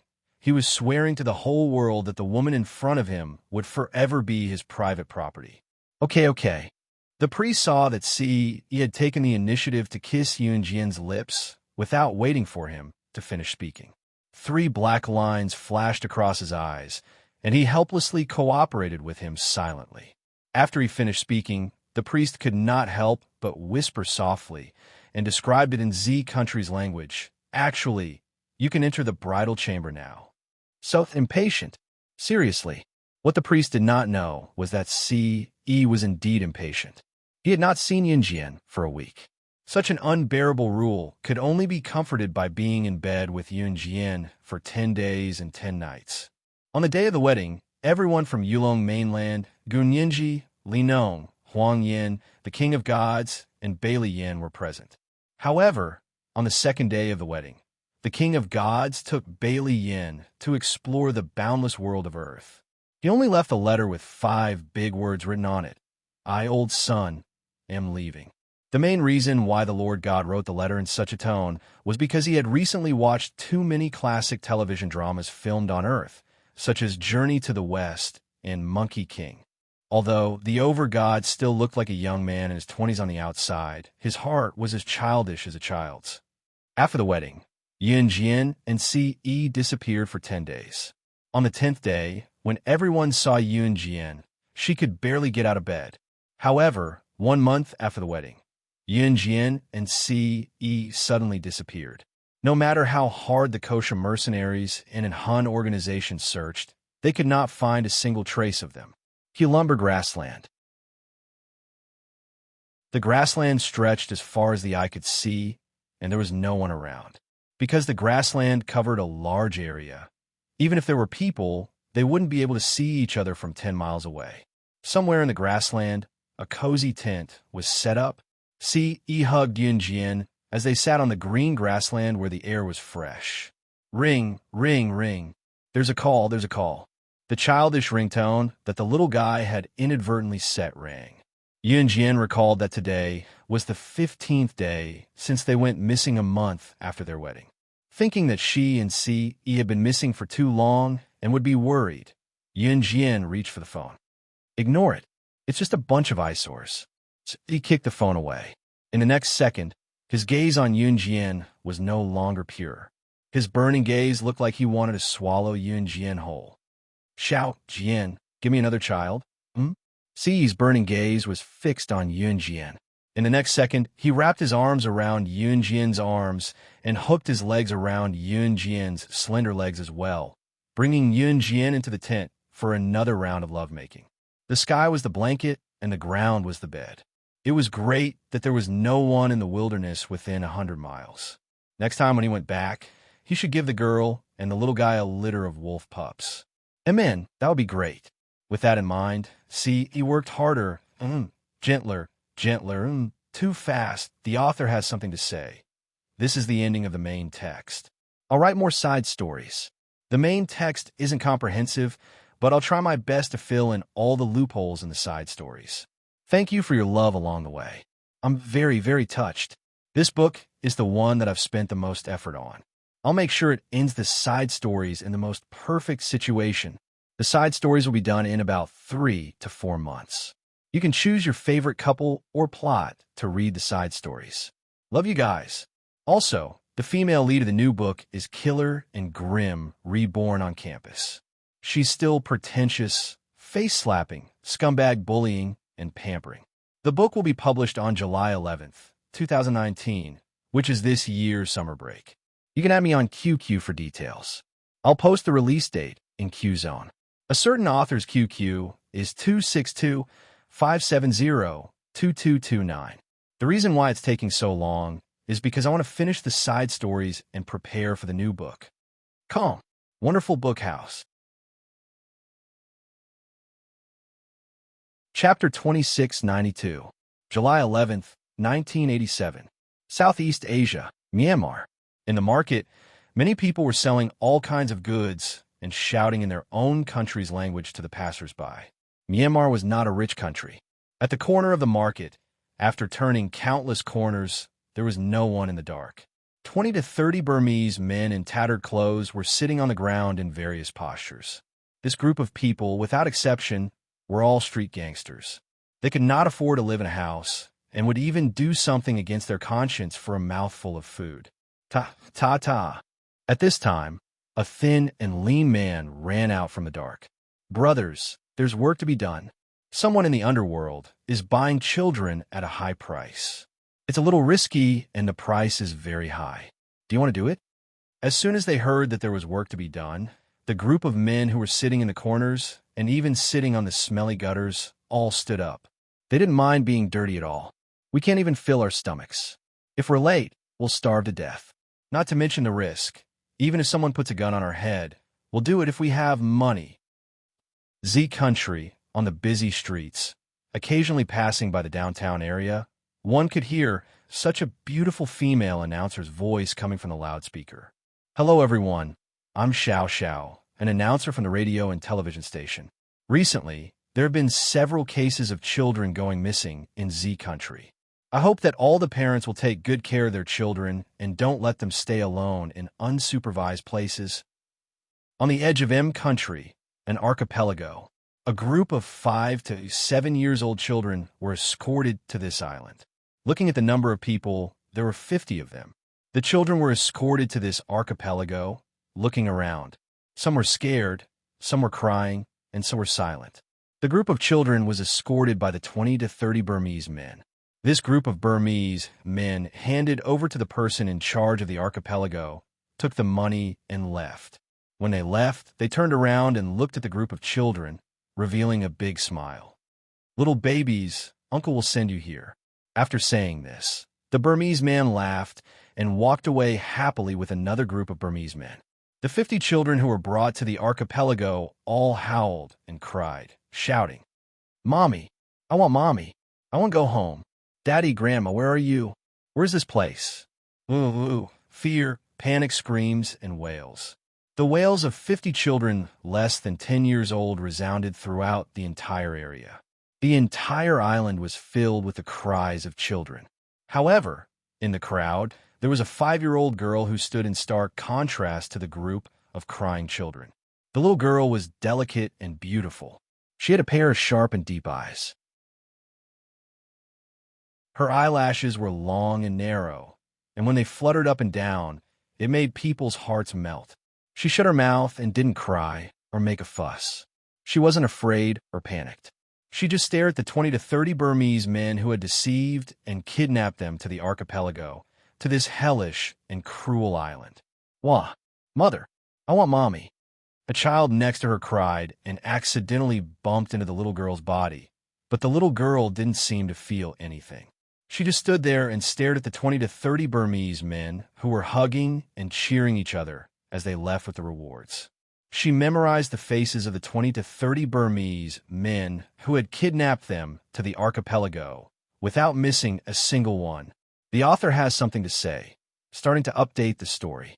The first part of the story is about how the female lead and Shunji grew up in the assassin organization. Moi, love you all. M. Chapter 2693. The little girl stared at the 20 to 30 Burmese men who were hugging each other as they left, until they disappeared in front of her. Other than the little girl, the rest of the children just kept crying nonstop. Some of the children were fine. They just stood there and looked up to the sky, crying and howling. Usually, in an unfamiliar place, the disobedient children were like a group of tadpoles looking for their mother. As long as they were placed in a spacious place, they would run everywhere. The 50 children, both boys and girls, were like tadpoles looking for their mother. They ran wildly in all directions. As they ran, they looked up to the sky and screamed like headless flies. One of the children who ran the fastest had already reached the shore of the island and was rushing madly into the sea with the seawater. "I want to find my mother. Take me home. I want to find my father. Wah wah wah. Wah wah wah. I. Bang. Bang. Bang." The child cried as he ran. When he reached the surface of the sea, 3 gunshots suddenly rang out. The 3 gunshots hit the head, heart, and thigh of the child running towards the sea. A second later, the child suddenly stopped breathing and fell to the ground. Although the children were still young and didn't know what death was when they saw this scene, all the children instinctively stopped and shut their mouths. Clap, clap, clap. At this time, applause came from his side. The person in charge of the island who was talking to the 20 to 30 Burmese men smiled and walked to the center of the group of children. "What a group of cute children." The person in charge laughed and then lowered his head slightly. He looked at the group of children and suddenly said, "Let's get to know each other. I'm Jay. You can call me by my name, Jay." Jay was the name of the person in charge. The group of children huddled together and blinked, not understanding their current situation. "Jay, don't scare the children." A tall man with a full beard came from his side. He looked like a Westerner. "Hee hee." Jay laughed and retreated to the side. The bearded man walked in front of all the children and suddenly stretched out his arms and made a welcoming gesture. "Welcome to an Hun organization. I'm your instructor. You can call me Jikala." After Jikala finished speaking, he suddenly clapped his hands. Immediately, someone passed a number tag to Jikala. Jacklaw waved the number plate in his hand. "Now let's play a game. I have number plates from 1 to 50. The number plate you get will be your name." After Jikila finished speaking, he ordered his men to distribute the number tags. Seeing that all the children were seriously looking at the number plate in his hand, Jacklaw narrowed his eyes. "Jacklaw, what are you doing?" Jay walked up to Jacklaw and grinned fiercely. "Brother, I'm helping you." Jack patted Jay's shoulder and whispered in Jay's ear, "Don't worry, I'm not going to give you a chance." The children have just arrived, so of course we have to hold a welcoming ceremony. The real game will only begin tomorrow. After that, Jacklaw patted Jay's shoulder again and walked away with a smile. The little girl, who had come to an unfamiliar place with a group of children, was the opposite of the other children. She didn't cry or make a fuss. She took the number plate and glanced at it. The number plate was very simple. It was made of very ordinary material. The little girl glanced at the number plate and saw the number that represented her name, 006. Calm. Wonderful Book House.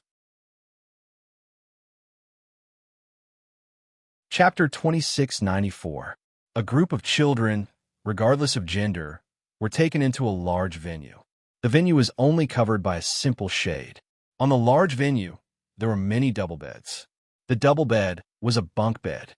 The bed was not strong, and people stood on it and swayed. After a group of children were arranged here, they quickly chose their beds. 006 stood in place without saying a word. He waited for everyone to choose their own beds before he walked over to a remote upper bunk that no one had chosen and slept. Tick, tick, tick.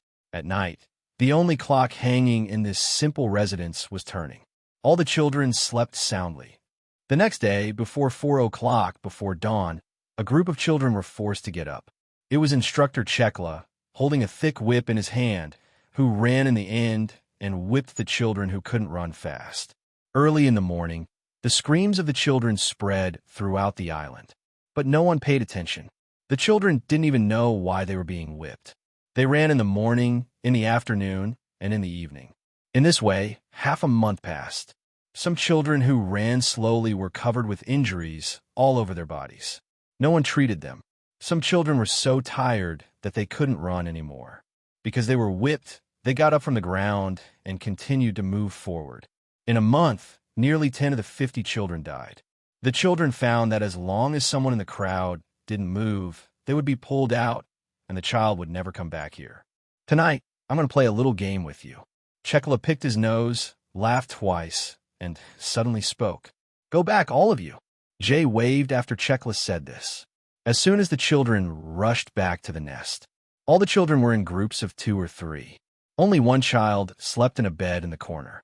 006 was alone, had no friends, and didn't speak. What game will instructor Chekla play with us in the evening? A little girl asked her playmate. I don't know. If we perform well, we should have meat to eat at night. The little girl's playmate said to her. With that, the little girl's playmate suddenly glanced at 006 and then said to the little girl, she doesn't have any friends. Is she sick? My mother said that sick children can't find friends. Hearing her playmate's words, the little girl nodded. I think so. And should we play with her? No need. He'll spread the disease to us. 006 sat on the bed and heard the conversation between the 2 little girls clearly. At this moment, the door was opened, and a group of people led the children sitting on the bed out of the door. In the empty space, a large iron cage appeared in the air. The people outside the cage could clearly see what was happening inside the cage. Chekla was sitting on a high bench, leaning back and squinting at the cage. At this time, the number 001 and 002 were brought into the iron cage. Little friends, let's play a little game. Whoever is good at the game will have meat to eat tonight. Jacklaw put his hands on the seat and leaned forward. He narrowed his eyes and looked at 001 and 002 who were brought into the iron cage. The rules of the game are very simple. Gekla spoke again. As he spoke, he licked his lips with his tongue. Immediately, Gekla's men took 2 daggers and handed the 2 daggers to 001 and 002 who were locked in the iron cage. At this time, Gekla leaned back and suddenly said the rules of the game. Hold the knives in your hands and stab the person standing in front of you to death, just like how I showed you how to stab the big wolf dog this afternoon, okay? If you stab the people standing opposite you to death, you will have meat to eat tonight. Come, wonderful book house. Come. Chapter 2695. Eating meat was definitely a very attractive thing for children. Even if the children didn't know what death was as a human, they still had a faint understanding of death. If I stab her to death, then she won't play with me and sleep with me anymore. 001 asked Jack Keela as he clutched the dagger in his hand, trembling as he looked at 002 in front of him. Playing with you and sleeping with you is boring. As long as you stab her to death, you will have meat to eat, and you can also see your father and mother. Jikara curled his lips, he smiled coldly, and moved back slightly. But, 001 was still hesitating. 002 had already stabbed 001's body with the dagger, and his mouth made a trembling cry. I want to eat meat. I want father and mother. I want to eat meat. 002 stabbed 001's body with the dagger, and was so scared that he sat down on the ground, and his mouth kept repeating this sentence. Clap, clap, clap. Jikara clapped his hands, squinted his eyes, and said, Great. Good job. After Jikara's words, someone immediately dragged 001's body out of the iron cage. 002 was brought out. The next opponents were not in the order of the number plates. But the next children either cried or screamed, but in the end, they were all forced to kill their opponents. When 006 stepped into the big iron cage, Jikara's eyes suddenly narrowed deeply. When this group of children first came to the island, he didn't forget that this little girl and a group of children didn't cry or make a fuss and was very quiet and very special. Jikara narrowed his eyes, and just as he was about to speak, he saw 006 turn around, and before he could announce the start, he stabbed the little girl who followed him into the cage. Jikara saw this and sat up straight. The previous group of children were forced to cry and stab the opponent's body. But this child, I haven't said start yet, and you started the game. Jikara said, squinting at 006, and then continued to say, Are you not afraid of breaking the rules of our game? Will I die if I break the rules? 006, who had been silent, suddenly asked such a question. I won't die. Being questioned by a 5-year-old child, Jack Law was stunned. He was surprised at the child's IQ. 006 just looked at Gekila and walked out of the iron cage. Ha ha ha. Gekla laughed out loud. In the one-on-one battle, The 50 children were instantly reduced by half, leaving only 25. 006 is still a man of few words in a group. 3 months later, a new batch of children was sent to an Hun. This new batch of children who were sent to an Hun group repeated the training method of 006 batch of children. The days passed by quickly. In the blink of an eye, the group of half-grown children had all grown up by a year. During this period of time, nothing happened. The iron cage fight a year ago was held by this group of crazy people to eliminate the useless weaklings. Survival of the fittest and elimination of the weak. Those children who did not dare to raise their daggers from the beginning should be eliminated from the very beginning, for no reason at all. A year later, 006 had just turned 6 years old. On this day, 006 sat on her bed with her eyes closed. Bang! She heard someone kick the lower bunk under her bed. She opened her eyes and looked down. She saw an 8 or 9-year-old little girl with her hands on her waist, looking at Yun Jian with murderous eyes. Get down here. I've taken a fancy to this bed. It's mine. 006's eyes moved, looking at the number tag on the little girl's chest, only to see a number written on it that she would never forget for the rest of her life. 095. P.S. I'll write about all the supporting characters, CP, and so on. Everyone can add me on QQ and tell me if there's any other story you want to see. I'll write it. Everyone can also see the story you like. The title clearly states that I love you all. My QQ, 262-570-2229. Come. Wonderful Book House. Come.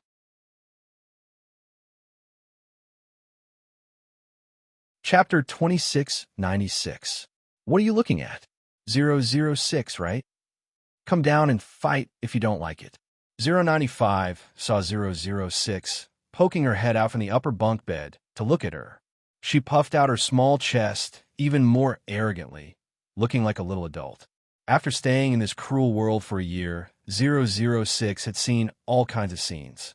She pressed her hand on the railing of the upper bunk bed, and her small figure directly jumped down from the upper bunk bed.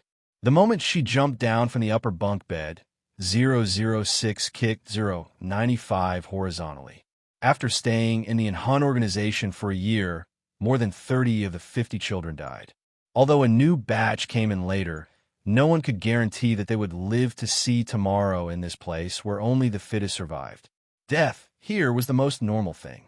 Seeing this, 095's pupils flashed slightly. She dodged to the side and learned the technique that the instructor taught her 2 days ago. Her hand arched like an eagle's claw, and the technique was not mature enough to grab 006's neck. 006's hand slapped 095's eagle claw away. She kicked 095's chin and suddenly kicked 095 to the ground. But 095 quickly turned over and stood up. The cruel one-on-one fight a year ago had eliminated all the weak who didn't even dare to hold a knife. This was a place where only the fittest survived. No one would sympathize with you. Even if you were killed by your companions here, no one would care. At most, the body would be dragged out of the room and thrown out casually. 095 stood up, and shock appeared on her childish face. You actually defeated me? 095 clenched her fist and shouted. Loser! 006 glanced at 095 and walked to her bed. 006, I remember you. I will definitely defeat you. 095 looked at 006 figure and suddenly shouted out in the next second. She had never failed to challenge anyone in 095. Never. But only here she met her opponent. She was not reconciled. At night, it was quiet all around. Except for the sound of the children who were abducted into the organization sleeping, there was nothing else. 006 was not asleep yet. Suddenly, there was a rustling sound in her ear, followed by the sound of someone rolling from under the bed to 006 upper bunk bed. 006 opened her eyes. She saw a 7 or 8-year-old girl taking out a steamed bun from her bosom and stuffing it into her hand. For you. After the little girl finished speaking, she shyly turned around and climbed down the bed. Since 006 entered the organization, she has been quiet. A 5-year-old girl knows where she is better than anyone else. Since a year ago, this little girl had been secretly giving 006 some delicious food in the middle of the night. She would often turn around and run away with a red face after giving 006 some delicious food. 006 never said a word to her. Today, for some reason, 006 opened his mouth. His voice was still childlike, but it was pleasant to listen to. "What's your name?" "My." After writing this letter, the little girl ran away. In the following days, the little girl named MY still came to 006 every day to give her steam bun, sometimes cornbread, but from this day on, the little girl would tell 006 some stories that made her laugh. Whether 006 listened to her story or not, the little girl arrived on time. Sometimes 006 sat on the bed, holding her knees. The little girl thought she was afraid and would hold her every day and tell her, "We have to be good. We will be able to go home." In this way, another month passed. One day, the little girl picked up a white stone from nowhere. The front of the white stone was engraved with the letter MY, and the back of the stone was engraved with SS. She said to 006, "My is me, SS is you. It will bless us and take us home. I must take good care of it so we can go home." Well, 006 listened and didn't react much. But this sentence, 006 has remembered all his life. The children who can survive this year of fighting are not weak. 006 is powerful, but she can win one-on-one, but one against many. 006 is still a child after all. The children here are very precocious. After living here for a year, they all understand a survival king. Which child's strength is particularly outstanding in one-on-one fighting, then it will certainly constitute a threat to their survival. Just like the one-on-one fighting, if they meet 006, they are finished. So on this day, a group of children gathered together and came up with a way to deal with 006.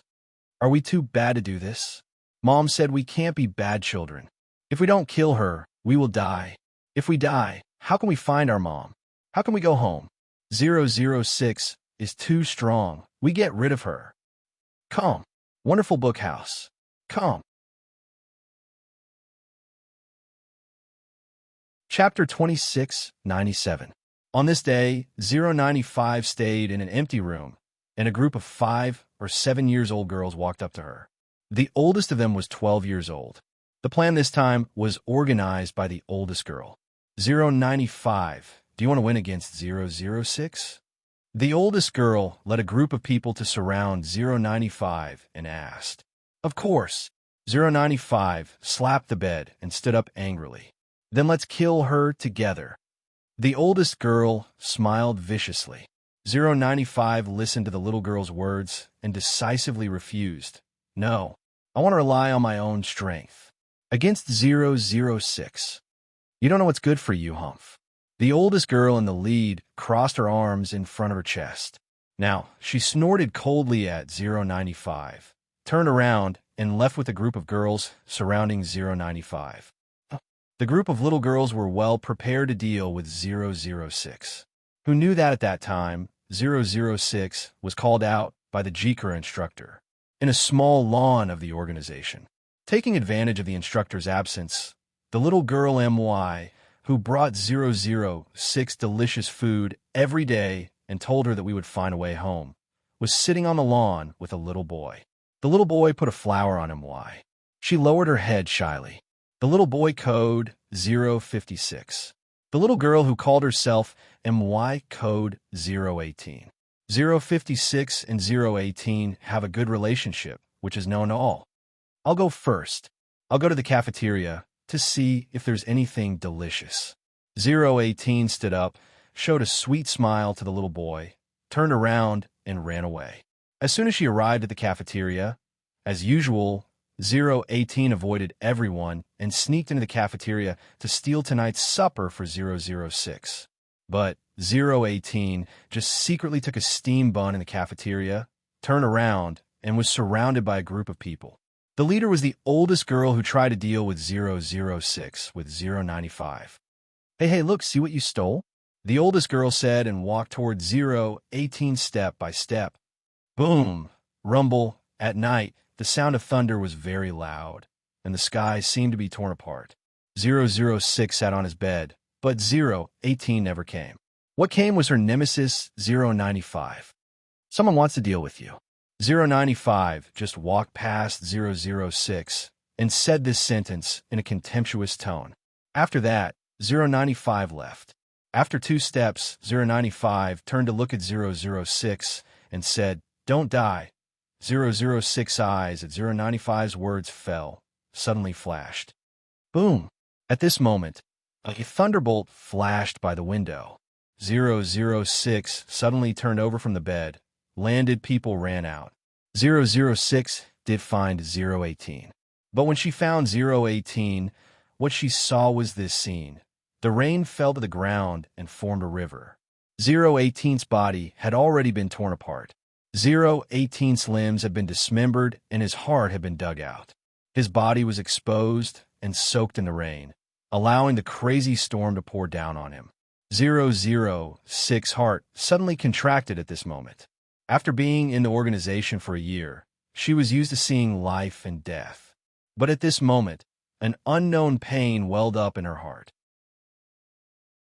The girl who would give her snacks at night, the girl who would hug her and tell her that we will find our way home, the girl who would speak softly, she would never appear again.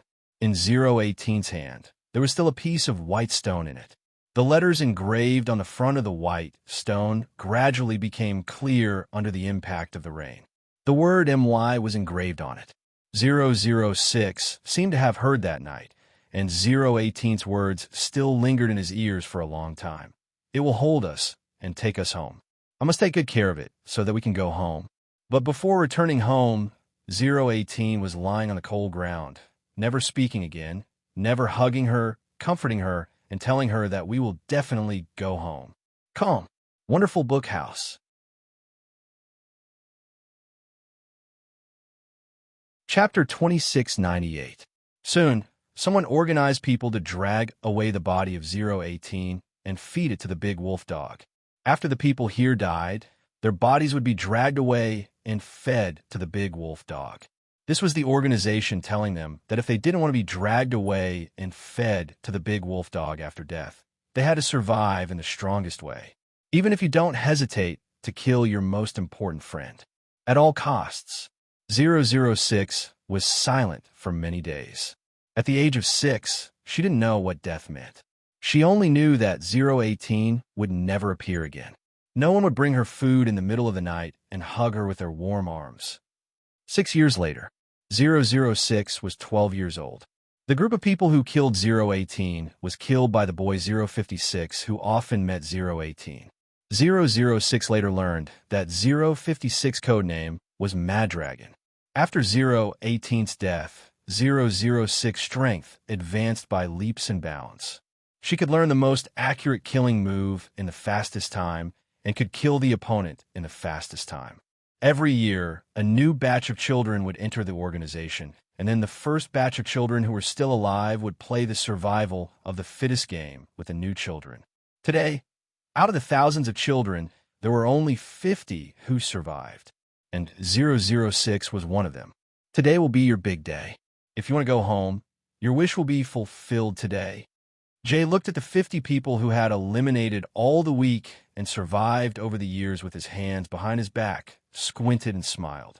After laughing, Jay clapped his hands in the excited voice of the group of people.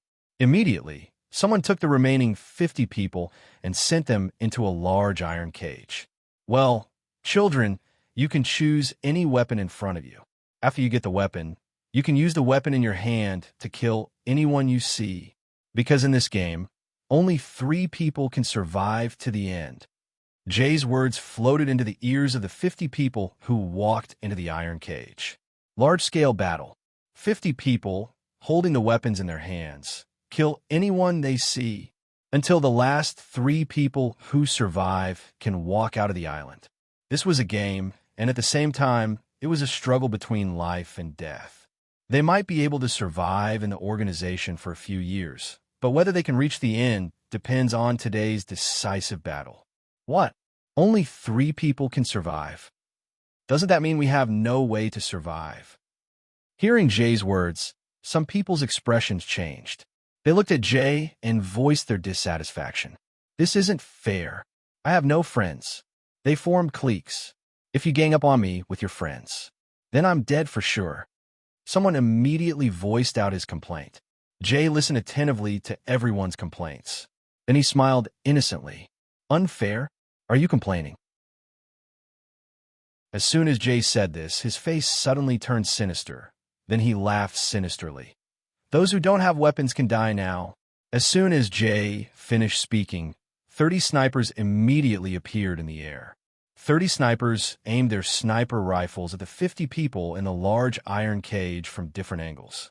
As long as they did not obey, they would die. Just as most of the 50 people in the cage were grumbling, 006 went to the pile of weapons and chose a butterfly knife. He turned around and sprinted forward 2 steps. He swung the butterfly knife and stabbed 3 hesitant companions to death. Chi! Chi! Chi! Blood splattered everywhere. 095 also quickly grabbed a long knife from the pile of weapons and joined the battle of life and death. This battle was a competition of speed. It was about survival. Whoever was slower by a second would die. While the other group of people were dawdling, complaining about the unfairness, or whispering to each other to discuss how to deal with the enemy together, 006 had already picked up the butterfly knife and killed a bunch of his companions. In this battle of life and death, where there was no process, only the results mattered. Only those who were fast, accurate, and ruthless would have the chance to live to the end. When the large iron cage was surrounded by corpses and only 3 people were left standing on the pile of corpses with their weapons in hand, Jay reached out his hand and clapped. He said to the 3 of them, "Congratulations on becoming the last king and joining an Hun group. Tomorrow, someone will send you to sign a 5-year contract. After 5 years of service to the group, you will regain your freedom." Southeast Asia, Myanmar. The group of people who sent a group of children into the group received a large sum of wealth and spent their days and nights with beautiful women. At this moment, in a large bar, "Brothers, have you heard? An Hun group recently sent out 3 assassins. Their strength is amazing, and they defeated a large number of international bigwigs. Do you think the group of children we sent in is one of them? How could it be so coincidental? Hey, what if there is? What if they come to seek revenge on us? How is that possible? How old are those children? They don't even remember our faces. This joke is not funny at all." In the bar, a short and fat Burmese man was holding a beautiful woman's breasts with a look of indifference. But just as they finished speaking, the door was suddenly opened. They saw a 12-year-old girl with loose hair and a dark aura all over her body appear in front of them. Where did this little girl come from? Go, go, go. Get out. The Burmese man looked at her with disdain. But as soon as he finished speaking, a butterfly knife suddenly flew out of the girl's hand and directly cut off the Burmese man's head. She stepped forward in a second and stepped on the Burmese man's head with 1 foot. She kicked the butterfly knife from the ground with the other foot and held it in her hand. She looked up with a pair of sharp eyes that reflected a murderous intent. It was so cold that all the Burmese men present were suddenly frightened. An Hun group's special agent, Slaying God. One of the children sent to the organization 7 years ago. It's time for all of you to go to hell. Calm. Wonderful book house. Chapter 2699. As soon as Slaying God finished speaking, the men sitting in the private room of the bar screamed in panic when they saw Slaying God enter and behead one of their buddies. They were holding a beauty in their left arm and another in their right arm respectively. What? You're still alive? Why you're still alive? The group of Burmese men were so frightened that they threw the beauties in their arms in front of Slaying God. A few of them were so frightened that they stepped on the seats and jumped back and forth. Slaying God was blocking the entrance, so they could not walk out of the room and were afraid of being assassinated. Knock, knock, knock. Someone knocked on the door of the private room. The person who knocked had no idea what was going on in the private room. She opened the door and spoke in a gentle voice. "Hello, everyone. Hello, gentlemen. I'm waiter number 39. I'm here to deliver the drinks you ordered just now."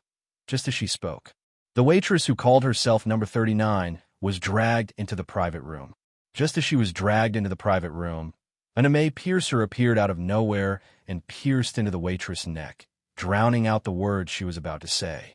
The waitress rolled her eyes and fell to the ground silently. The MA piercer was a type of assassination weapon. Assassins and special agents from the Hun organization were proficient in all kinds of assassination weapons. Moreover, they would not allow anyone to see their faces clearly. If there was, they would kill.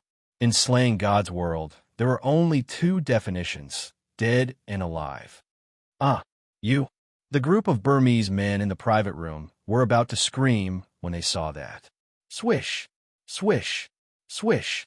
The gleam of a blade flashed. 3 seconds later, slaying God walked past everyone in the private room. She was staring at the door of the private room with a shiny butterfly knife in her hand. Behind her, everyone in the private room fell to the ground in various forms of death as they trembled in fear. With a swoosh, a bloody poker card slipped from slaying God's hand and was nailed onto a wooden table. The words "slaying God" were clearly written on the poker card, implying that she was the one who killed this group of people. After doing all this, she put away her butterfly knife and expressionlessly pushed open the door of the private room. While no one noticed the corpses in the private room, she left the bar and walked into a dilapidated alley. Soon, she disappeared without a trace. Slaying God, who had just debuted in the assassin and special agent circle at the age of 12, was already 163 meters tall. Her perfect figure and perfect body were enough to make any man drool. Not long after slaying God left, two figures walked out of the dark. The one leading them was a handsome young man with an unfathomable gleam in his cold eyes. He watched slaying God's departure indifferently, an unnoticeable glint in his eyes. Young Master. The man standing next to the young man lowered his head and spoke to the young man with a respectful gaze and tone. Slaying God, a new agent trained by the organization? The slaying God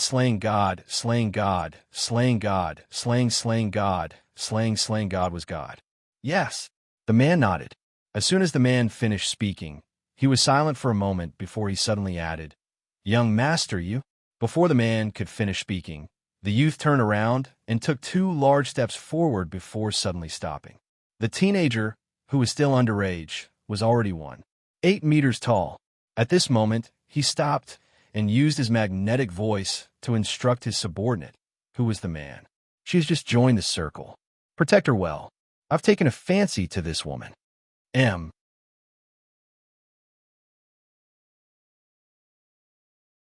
Chapter 2700. Why? The man's eyes widened in confusion when he heard his young master say that. Although his young master was young, he was a famous existence in this world. The leader of an Hun group. Although he was young, he had a brilliant brain and ruthless methods.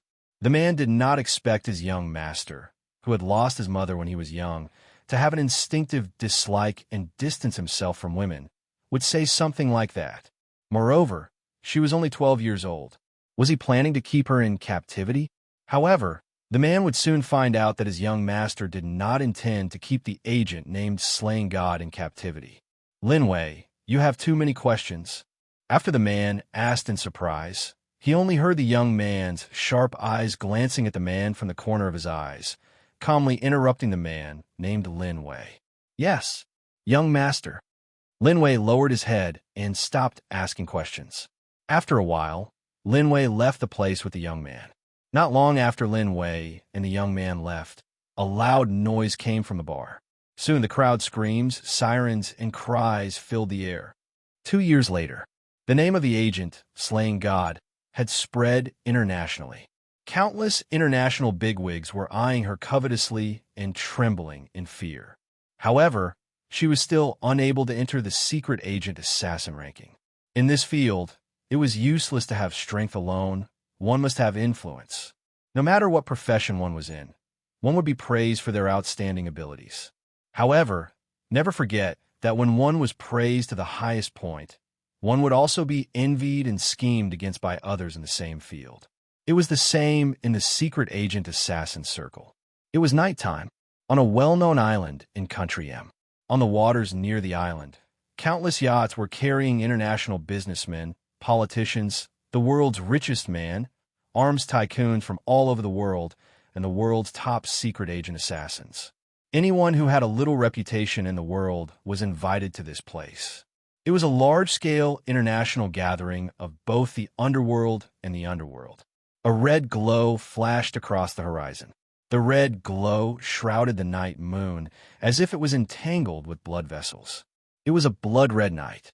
Slaying God, who had just turned 14, stood on the island's large-scale ball that was built by the world's top engineers. A dark blue evening gown wrapped around her proud and beautiful figure. Under the moonlight, her smooth long hair fell to the side of her shoulders, giving her an indescribable sense of beauty. She gently held the glass of red wine and placed her hand on the banquet table, enough to make the men passing by stop in their tracks. It was a masquerade party tonight. There were more people from the righteous path.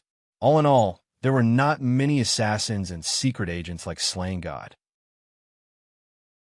Luo Luo, you have everything now, but Ling Ling only has me. If I leave Ling Ling, she won't be able to live. Then can you bear to abandon me? Slaying God's eyes were fixed on a spectacular show in front of her. Slaying God placed both hands on the dining table and picked up the desserts on the table. She was feeding herself one bite at a time while watching the emotional drama unfold. He saw a man in front of him holding a woman's hand and talking to another woman who was dressed like a rich young lady. Good, good. I'll make you regret this. The rich young lady cried as she yelled at the man and woman. Then, she ran towards Slaying God. As she was running too fast, she almost bumped into Slaying God. However, Slaying God dodged her with a sidestep. Are you the Xia family's young lady, Xia Luo? Slaying God held her, her exposed red lips curling slightly under the mask. And you are? Xia Luo wiped her tears and asked in return. Your father hired me as a bodyguard. Slaying God straightened her body and crossed her arms as she answered.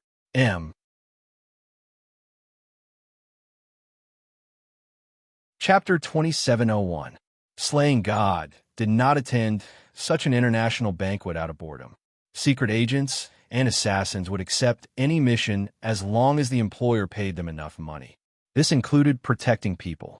Slaying God was here because Xia Luo's father had paid her enough money to hire her.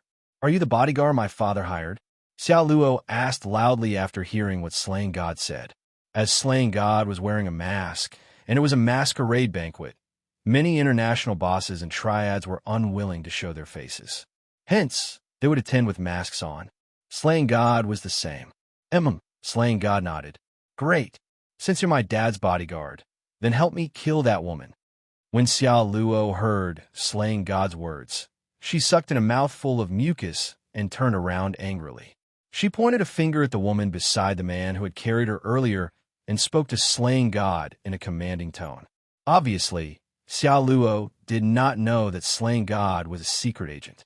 Slaying God was a secret agent whose name struck fear into the hearts of international big shots. She was currently the most reputable secret agent in the world of secret agents and assassins. Someone once predicted that with her ability and achievements, she would one day become the top secret agent in the world. A secret agent who had just debuted 2 years ago was already given such a shocking title by the international community. Slaying God, the secret agent, was no doubt a person with great potential. Xia Luo ordered Slaying God like a rich missy, but Slaying God remained standing with her arms crossed. Her missy temper flared as she suddenly shouted at Slaying God. Did you hear what I said? I'm asking you to kill that woman. Kill her. If you don't do it, I'll get my father to fire you. Slaying God sneered at Xia Luo's words. My mission is to protect your personal safety. You. Xia Luo's expression changed when she heard that. However, just as Xia Luo finished her sentence, the lights in the banquet hall went off. What's going on? The crowd became restless at this moment. The doors opened, and the crowd evacuated as fast as they could. Don't hit me. Xia Luo was knocked around by the crowd and soon followed the crowd out of the banquet hall. It was nighttime. The moon was covered by a thick layer of blood. It was a crimson moon. This was a scene that no one had ever seen before. Because the lights at the party had been turned off, the fiery red moon was very bright when they walked out. "Where's the staff? What's going on? Why did the lights suddenly go off in the middle of the party?" It was the voice of the person in charge reprimanding the staff. "We don't know either. We're trying to fix it as soon as possible, but for some reason, the circuit won't turn back. It's as if someone deliberately cut it off." A worker replied. Slaying God had been by Xia Luo's side. She ignored the fact that Xia Luo was knocked around. Like she said, she only cared about Xia Luo's safety. Just as everyone panicked and then heaved a sigh of relief, a voice suddenly rang out. Xia Luo, including everyone present, suddenly saw 20 figures holding various weapons appear in front of them. This group of people stood in front of the crowd, on top of the few large rocks on the island, and looked down at the crowd with contempt. "Where's Slaying God?" The leader of the 20 men hollered sharply. "You are," one of the international bigwigs, standing at the front, asked. "Number 1 on the international secret agent ranking, codename Flying Snake. Secret Agent Slaying God, we know you're here. Do you dare to come out and fight us?" The woman in the lead shouted. They were none other than the top 20 secret agent assassins on the international secret agent assassin ranking.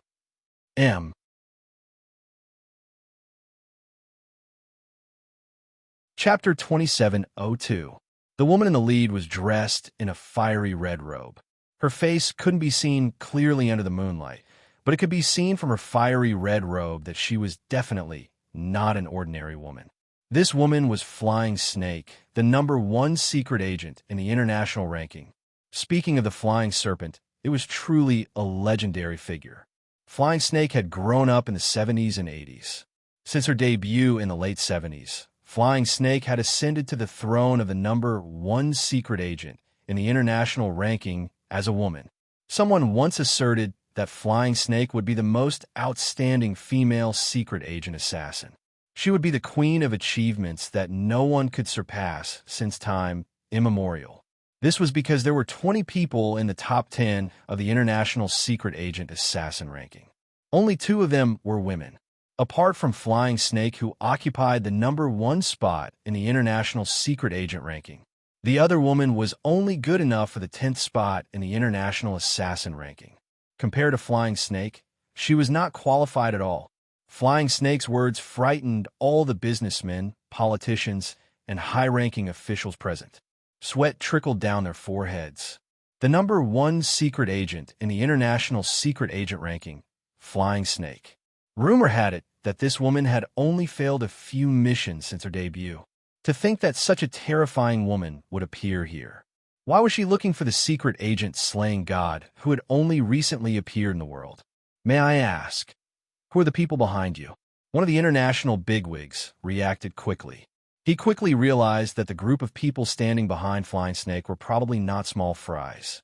Hence, he wiped the sweat off his forehead and asked Flying Snake in a low voice. They're the top 10 secret agents in the international secret agent ranking. They're the top 10 assassins in the international assassin ranking. All right, it's time for Slaying God to come out." Flying Snake was quite straightforward.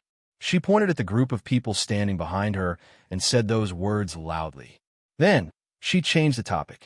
The pair of snake-like eyes scanned the group of people, trying to capture the agent named Slaying God. "Slaying God? Slaying God? You're the bodyguard my father asked to protect me. You must protect me." Xia Luo hid behind Slaying God in fear after finding her. However, just as Xia Luo hid behind Slaying God and grabbed Slaying God's evening gown tightly with her fingers, Slaying God suddenly flung her hand away from her gown.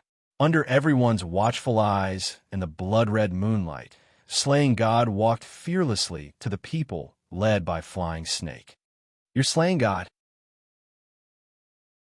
When the Flying Snake saw that the person in front of it was actually a young girl who appeared to be only 14 or 15 years old, it was stunned for a moment before speaking. Slaying God looked up and shot a cold glance at Flying Serpent. "Why are you looking for me?" You really are Slaying God. You'd better listen carefully. You're a few decades behind us in this world, yet you dare to steal our name. Today, we'll make you regret living in this world. Flying Snake snickered in front of everyone, stating his intention to slaying God without hesitation. The top 10 secret agent assassins in the international secret agent ranking were ganging up on a secret agent, slaying God, who had only debuted 2 years ago. That was already giving her enough face. All the businessmen and politicians present were pale with fright. Just when everyone thought that slaying God would back off, she suddenly met everyone's gaze. Her sharp eyes, which were hidden under her bangs, suddenly looked up, and 2 butterfly knives appeared in her hands out of nowhere. Then, she retaliated with the most savage and terrifying words. "So, the 20 of you are here to die? Come, wonderful book house."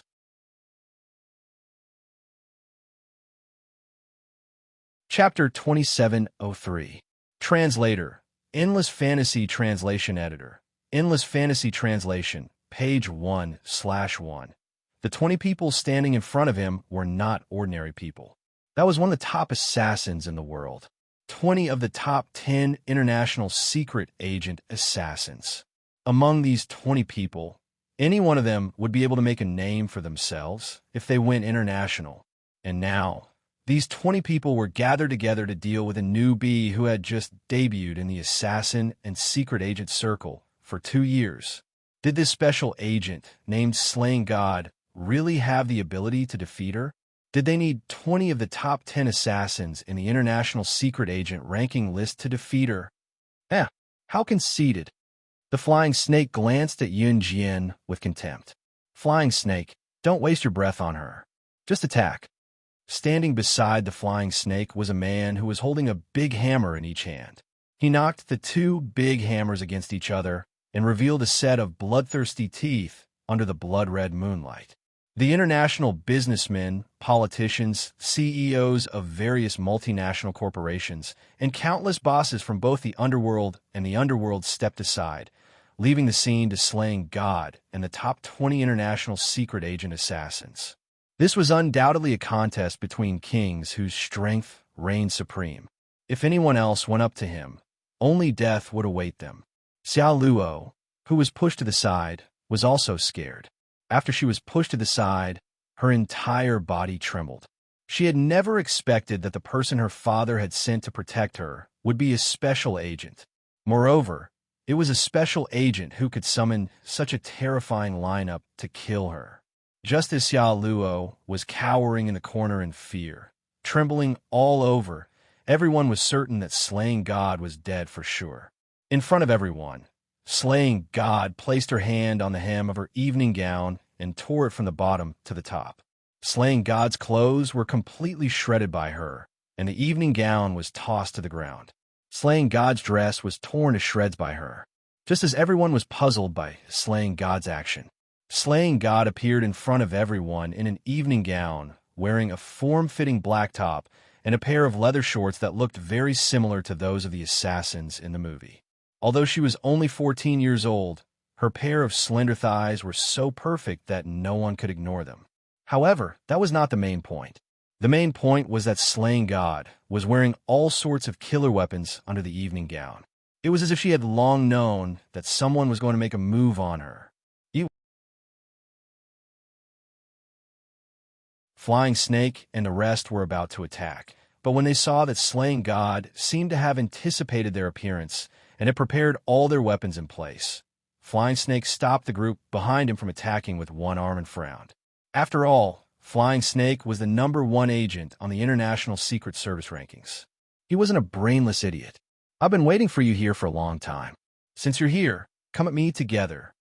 Just as Flying Snake frowned and cried out in shock, Slaying God was already sprinting toward them with 2 butterfly knives in her hands. At night, the blood-red moonlight shrouded the horizon. As soon as she said that, Slaying God appeared behind Flying Snake and the rest in a flash. In front of everyone, she used her speed, accuracy, ruthlessness to grab the weakest assassin standing at the back. One butterfly knife blocked the assassin's blade that came slashing toward her when he reacted, while the other butterfly knife pierced the assassin's head. Bookhouse Reading Website.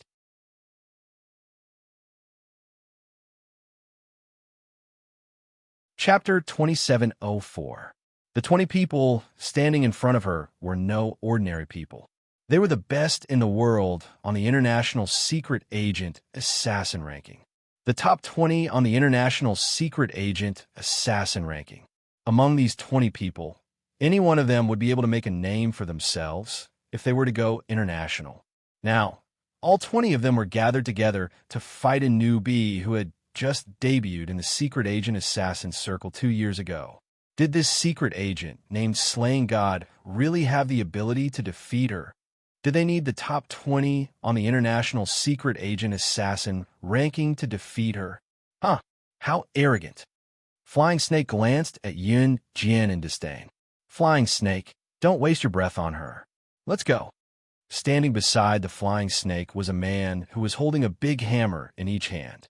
He knocked the two big hammers against each other and revealed a set of bloodthirsty teeth under the blood-red moonlight. The international businessmen, politicians, CEOs of various multinational corporations, and countless bosses from both the underworld and the underworld stepped aside, leaving the scene to Slaying God and the 20 people on the International Secret Agent Assassin ranking. This was no doubt a battle between the kings of strength. Death was the only way out for the rest of them if they joined in. Xiao Luo, who was pushed to the side by the collision, was also frightened. She was trembling all over after being pushed to the side. She never thought that the person her father sent to protect her would be a secret agent. Moreover, it was a secret agent who could summon such a terrifying lineup to kill her. Just as Xiao Luo was cowering in a corner, trembling in fear, and everyone was certain that Slaying God was dead for sure. Slaying God suddenly placed her hand on the hem of her evening gown and tore it from top to bottom in front of everyone. Slaying God's clothes were completely shredded by her, and the evening gown was tossed to the ground. Slaying God's dress was torn to shreds by her. Just as everyone was wondering what Slaying God had done, Slaying God, who was wearing a tight-fitting black top and a pair of leather shorts similar to the secret agent assassin in the movies, appeared in front of everyone. Although she was only 14 years old, her slender thighs were so perfect that no one could ignore them. However, that was not the point. The point was that Slaying God was wearing all kinds of assassin weapons under the evening gown. It was as if she had long known that someone was going to make a move on her. Flying Snake and the rest were about to attack. But when they saw that Slaying God seemed to have anticipated their appearance and had prepared all their weapons in place, Flying Snake stopped the group of people behind him with one arm and frowned. After all, Flying Snake was the #1 agent on the International Secret Service rankings. He wasn't a brainless idiot. I've been waiting for you here for a long time. Since you're here, come at me together. Just as Flying Snake frowned and cried out in shock, Slaying God was already dashing toward them with 2 butterfly knives in her hands. At night, the blood-red moonlight shrouded the horizon. As soon as he said that, Slaying God took a quick step and appeared behind Flying Snake and the rest. In front of everyone, she used her speed, accuracy, ruthlessness to grab the weakest assassin standing at the back. One of the butterfly knives blocked the assassin's blade that came slashing at him after he reacted. The other butterfly knife pierced the assassin's head.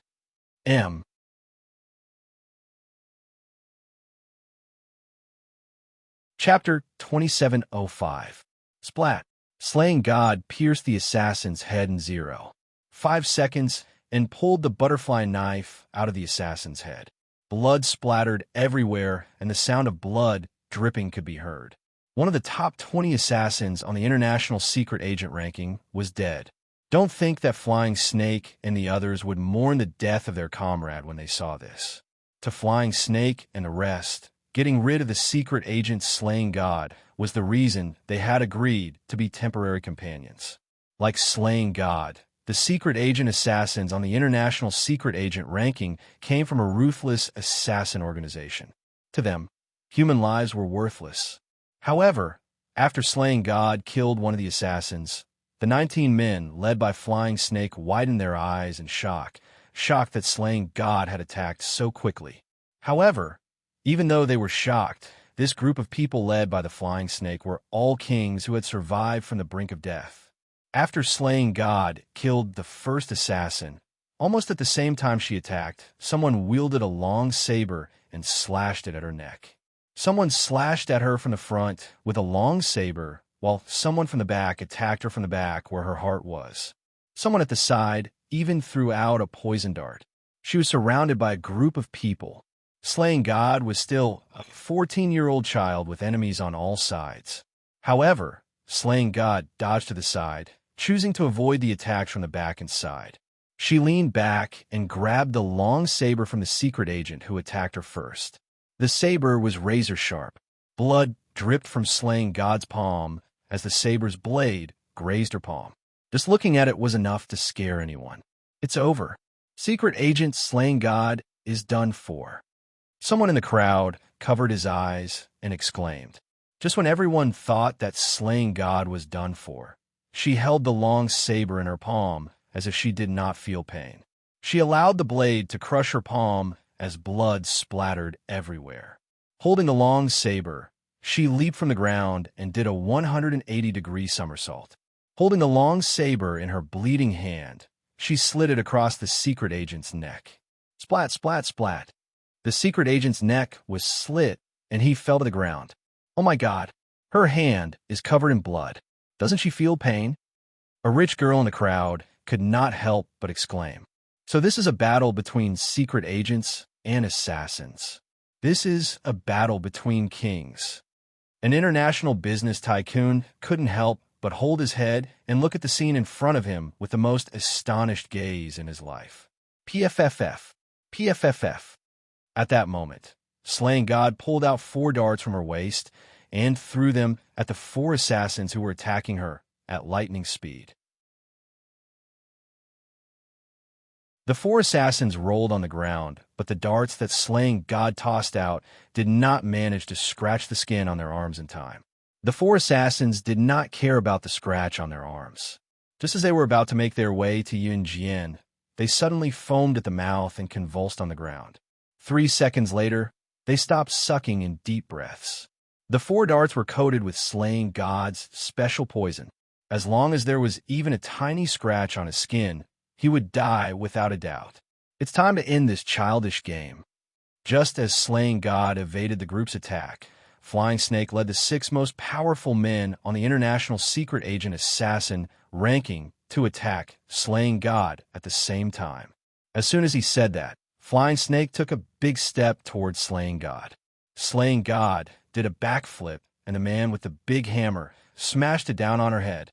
Slaying God, who was only 14 years old, was overwhelmed by the enemies who were the most elite secret agent assassins in the world.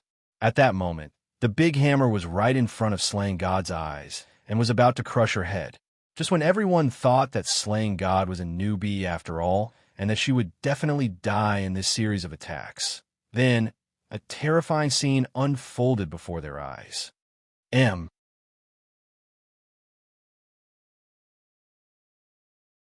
Chapter 2706.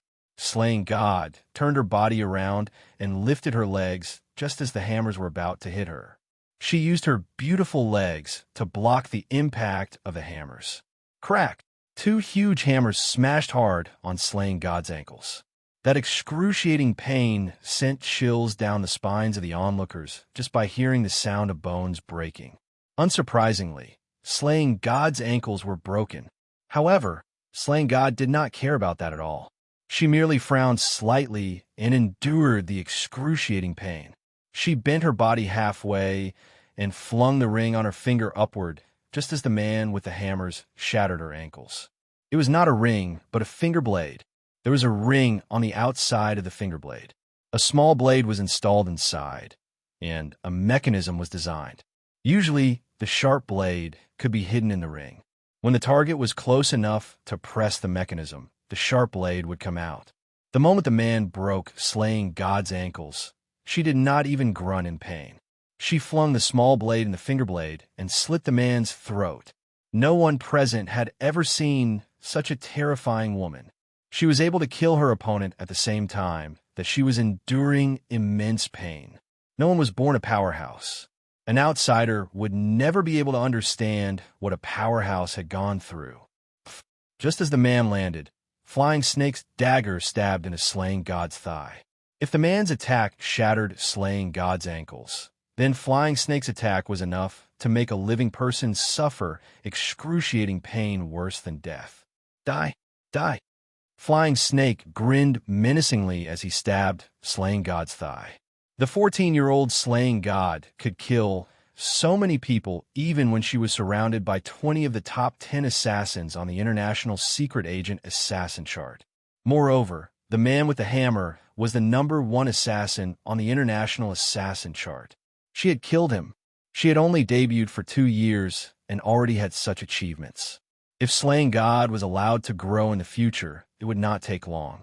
In another 2 years, Slaying God would definitely become the one who replaced them.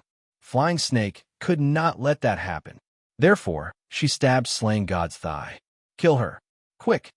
The Flying Snake yelled at the assassin standing behind it after stabbing Slaying God's thigh. The group of assassins and agents following closely behind were just about to make their move. Slaying God arched her hands into the shape of an eagle's claws and attacked the Flying Snake's eyes with both hands. It dug into the Flying Snake's pupils and dug out the Flying Snake's eyeballs along with its roots. The Flying Snake's eyeballs were suddenly plucked out by Slaying God. She let go of her grip and shrieked. Slaying God did not even blink. She pulled out the dagger that the Flying Snake had stabbed into her thigh and plunged it straight into the Flying Snake's heart. 10 seconds later, the Flying Snake struggled for a bit before falling to the ground with a thud, no longer breathing. Flying Snake, ranked #1 on the International Secret Agent ranking, and Big Hammer, ranked #1 on the International Assassin ranking, were killed.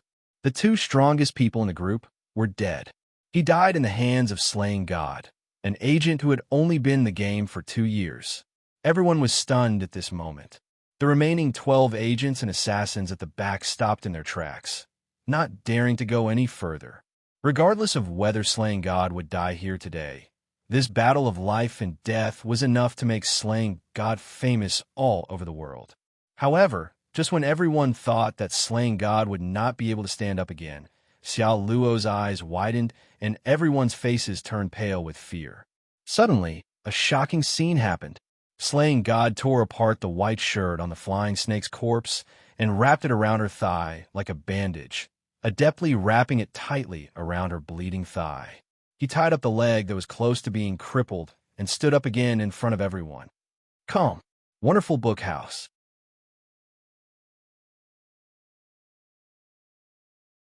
Chapter 2707. An Hun Organization. Lin Wei stood in front of an inconspicuous villa in the Hun Organization. An Hun Organization was huge, as big as a maze.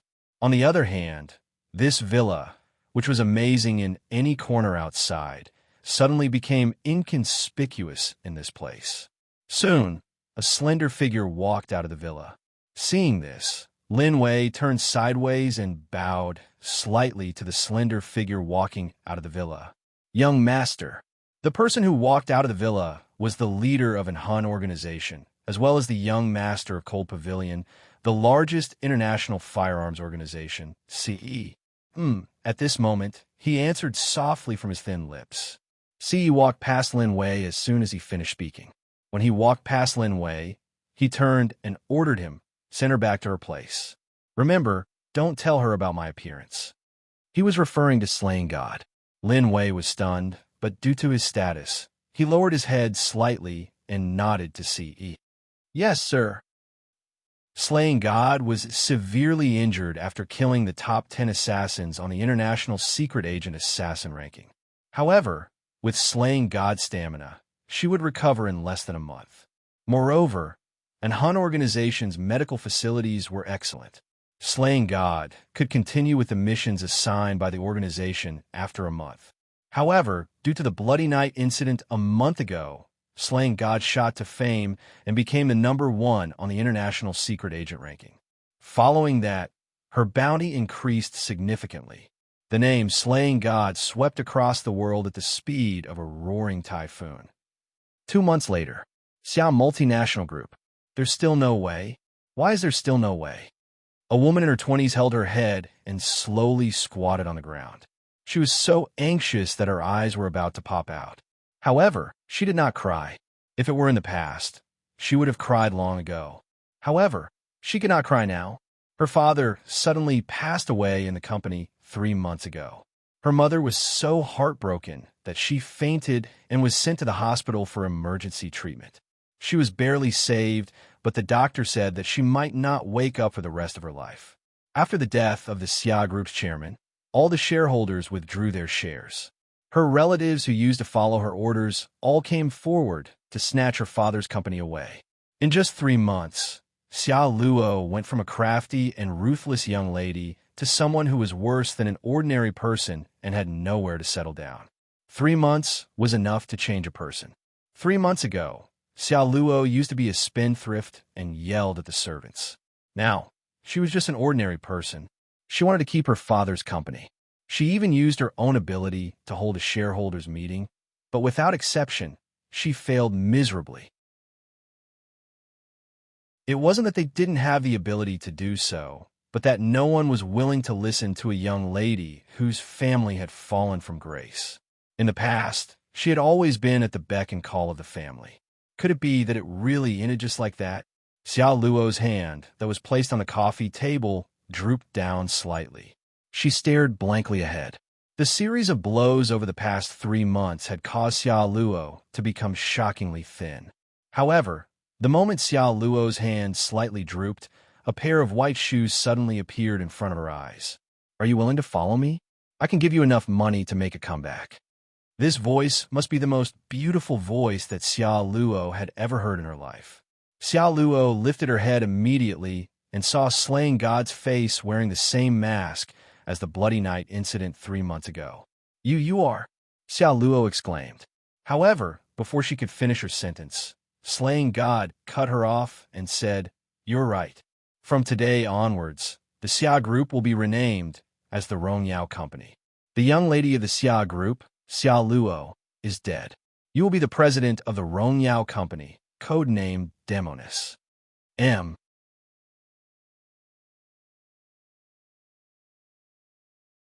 Chapter 2708.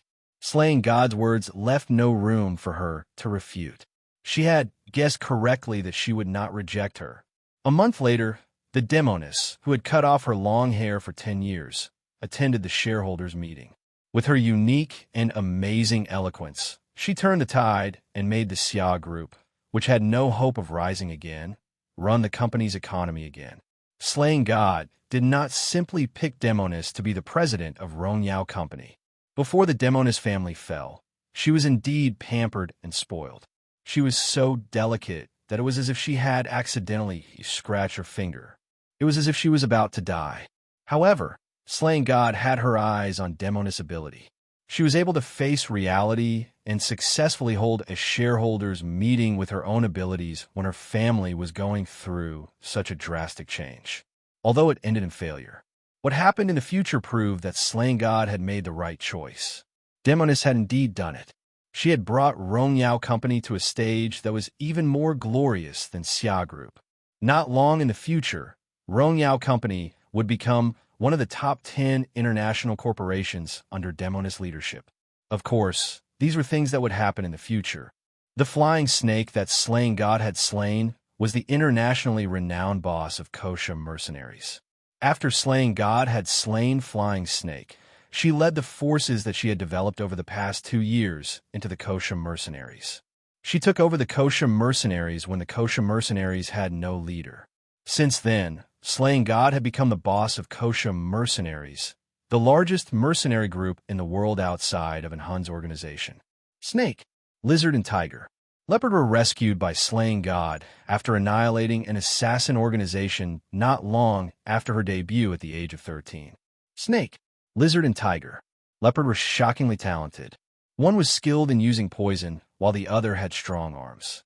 They became Slaying God's left and right arms later on. Not long after establishing Rongyao Company and developing the Kosha mercenaries, Slaying God found Xing Yu, who was almost killed in an assassin organization and had a particularly sensitive sense of smell. Little Qing Yu was still shivering when she was dragged to the snake. Read more chapter on novel full. I'll give her to you. She has a sensitive sense of smell. She should be a good candidate for making poison, Slaying God said after pushing Qing Yu to snake. Lizard. There really is such a cute person. Snake. Lizard studied Qing Yu from head to toe. From then on, Qing Yu became Snake, Lizard's first disciple. It had to be said that the most important talent in making poisons was the sense of smell. Qing Yu's sense of smell was as sensitive as a dog's. This was not a derogatory term. A police dog's nose was so sensitive that it could smell the things that a person had used and track the person's whereabouts. If one's nose wasn't sensitive enough, it would be like a teacher who had just graduated from primary school teaching. It wouldn't be convincing at all. When Slaying God turned 16, she requested to leave the Enhan organization in advance. Enhan organization approved. This was something that the Enhan organization had never done before. For an assassin organization like Enhan, even if the assassins and agents of Enhan fulfilled the 5-year agreement and obtained their freedom, they would not be able to survive in this world if they dared to leave. Slaying God became the first. The world only knew that Slaying God had retired from the Enhan organization based on her own capabilities, but they did not know that the leader of Enhan had gone easy on her.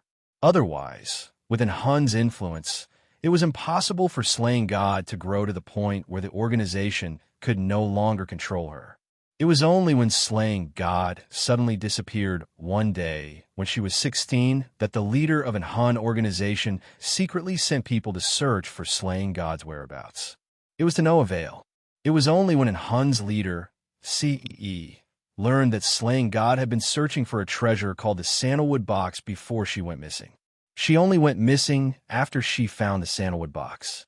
It was only then that CE began to search for the sandalwood box in a frenzy, until he met a girl named Yun Jian who had a similar personality to Slaying God in a barren place called Xinjiang town of Longmen City. Author has something to say. The next chapter begins with the arrival of the cold demon. Smack, smack, smack, smack, run away shyly. M.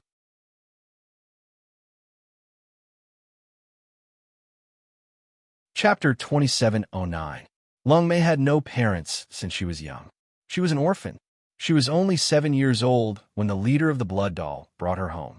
The leader of the Blood Doll wasn't Di Lin, but his father, Di Luan. Di Luan was a very famous person back then. The Blood Doll organization was also very famous in the beginning. Long Mei's real name wasn't Long Mei. She didn't have a name. Her surname was given to her by Di Luan. Di Luan treated Long Mei as his goddaughter because his wife wanted to have a daughter when she was alive. Unfortunately, she couldn't give birth to a daughter until she died. Di Luan loved his wife very much and followed her orders back then. So when his wife passed away, Di Luan found Long Mei and took her as his goddaughter in order to mourn for her. Long Mei was still very timid back then. When she was brought into the Blood Doll organization, she hid behind Di Luan and tightly grabbed onto his clothes. "Kid, she's your sister from now on," Di Luan said to Di Lin, who was only 10 years old back then, as he rubbed Long Mei's head lovingly. Di Lin's skin was white and clear when he was 10 years old. Di Lin didn't have the habit of wearing black clothes and hats back then, so he didn't wear the black hat behind his collar. But that innate coldness made Long Mei even more afraid. "I don't have a sister." At that time, the 10-year-old Di Lin only glanced coldly at Long Mei, then turned and walked out of the hall. "You little brat." Di Luan was so angry that his whole body trembled. "Big brother doesn't seem to like me." Long Mei tightly grabbed onto Di Luan's clothes and said to him in fear, "It's nothing. Mei, if that brat dares to bully you, tell Godfather." "Ah, Godfather will help you teach him a lesson," Di Luan said softly as he rubbed Long Mei's head that didn't even reach his waist. Long Mei stayed in the Blood Doll organization for 10 days. She didn't see Di Lin during these 10 days. Long Mei let out a sigh of relief and started to treat the Blood Doll organization as her home. She walked out of a large building in the Blood Doll organization. Suddenly, her vision blurred. Then, a boy half a head taller than Long Mei pressed her against the wall and looked at her coldly. "Get out of here, or I'll teach you a lesson." It was Di Lin. Lung Mei was startled. She was so scared that she didn't know what to do. She grabbed Di Lin's clothes, her big watery eyes as dazzling as pearls. Brother, I'm scared. At that time, Di Lin was stunned by Lung Mei's sudden words. The young Di Lin's face flushed red. Perhaps it was because Lung Mei was too cute. However, Di Lin quickly shifted his gaze to the side. If you don't want to stay here, then just you wait. After saying this, Di Lin was afraid that Lung Mei would notice the abnormality in his expression. He snorted and turned to leave. This was the last time the 7-year-old Lung Mei saw Di Lin. The 10-year-old Di Lin had been sent to the Blood Doll Organization's Assassin Training Center by the leader of the Blood Doll Organization, Di Luan, and had started 9 years of assassin training. For the next 9 years, Lung Mei lived a very good life in the Blood Doll Organization, and Di Luan didn't really spoil Lung Mei at home. Di Luan knew that in their line of work, they had a lot of enemies. In order to protect Lung Mei, they had to train her to the point where she could protect themselves. Who knew that Lung Mei was very talented in this aspect? 9 years later, the 16-year-old Lung Mei was almost invincible in the Blood Doll Organization. Di Luan was very pleased. Mei, the Blood Doll Organization will be taken over by that brat Lin or one day. Although you're not my biological daughter, in my heart, you're already closer to me than my biological daughter. So as your father, I hope that you can stay away from all the darkness in the world and live a normal life. Father has already chosen some decent young masters from decent families for you. Take a look. If there's anyone suitable, you should get married as soon as possible. Di Luan knew that he didn't have long to live. That was why he wanted to arrange all this for Lung Mei at the age of 16. Di Luan had once been stabbed by someone near his heart. In recent years, that injury had acted up again, and he often vomited blood.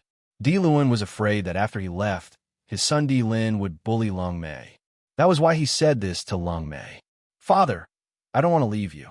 Lung Mei frowned and spoke her mind. If you want me to live a better life, then you should get married. Di Luan covered his mouth and suddenly coughed violently as he berated Lung Mei. Father, what's wrong? Haven't you recovered from the cold from last time? Lung Mei saw this and stood up anxiously to ask Di Luan. I'm fine. As long as you promise me, my body will be better than anyone else. Di Luan coughed and said. Lung Mei lowered her eyes and agreed. Okay. She originally thought that her life would be obedient to Di Luan and marry an ordinary person. That would be it for the rest of her life. When she came out of Di Luan's bedroom, Lung Mei was still thinking about some fundamental questions. But when she passed by the door of the villa that had been abandoned 9 years ago, someone suddenly covered her mouth from behind. She didn't even notice that someone was behind her. When Lung Mei reacted, she was already tied to a wooden stool in a small attic. Her hands and feet were tied to the stool with hemp rope.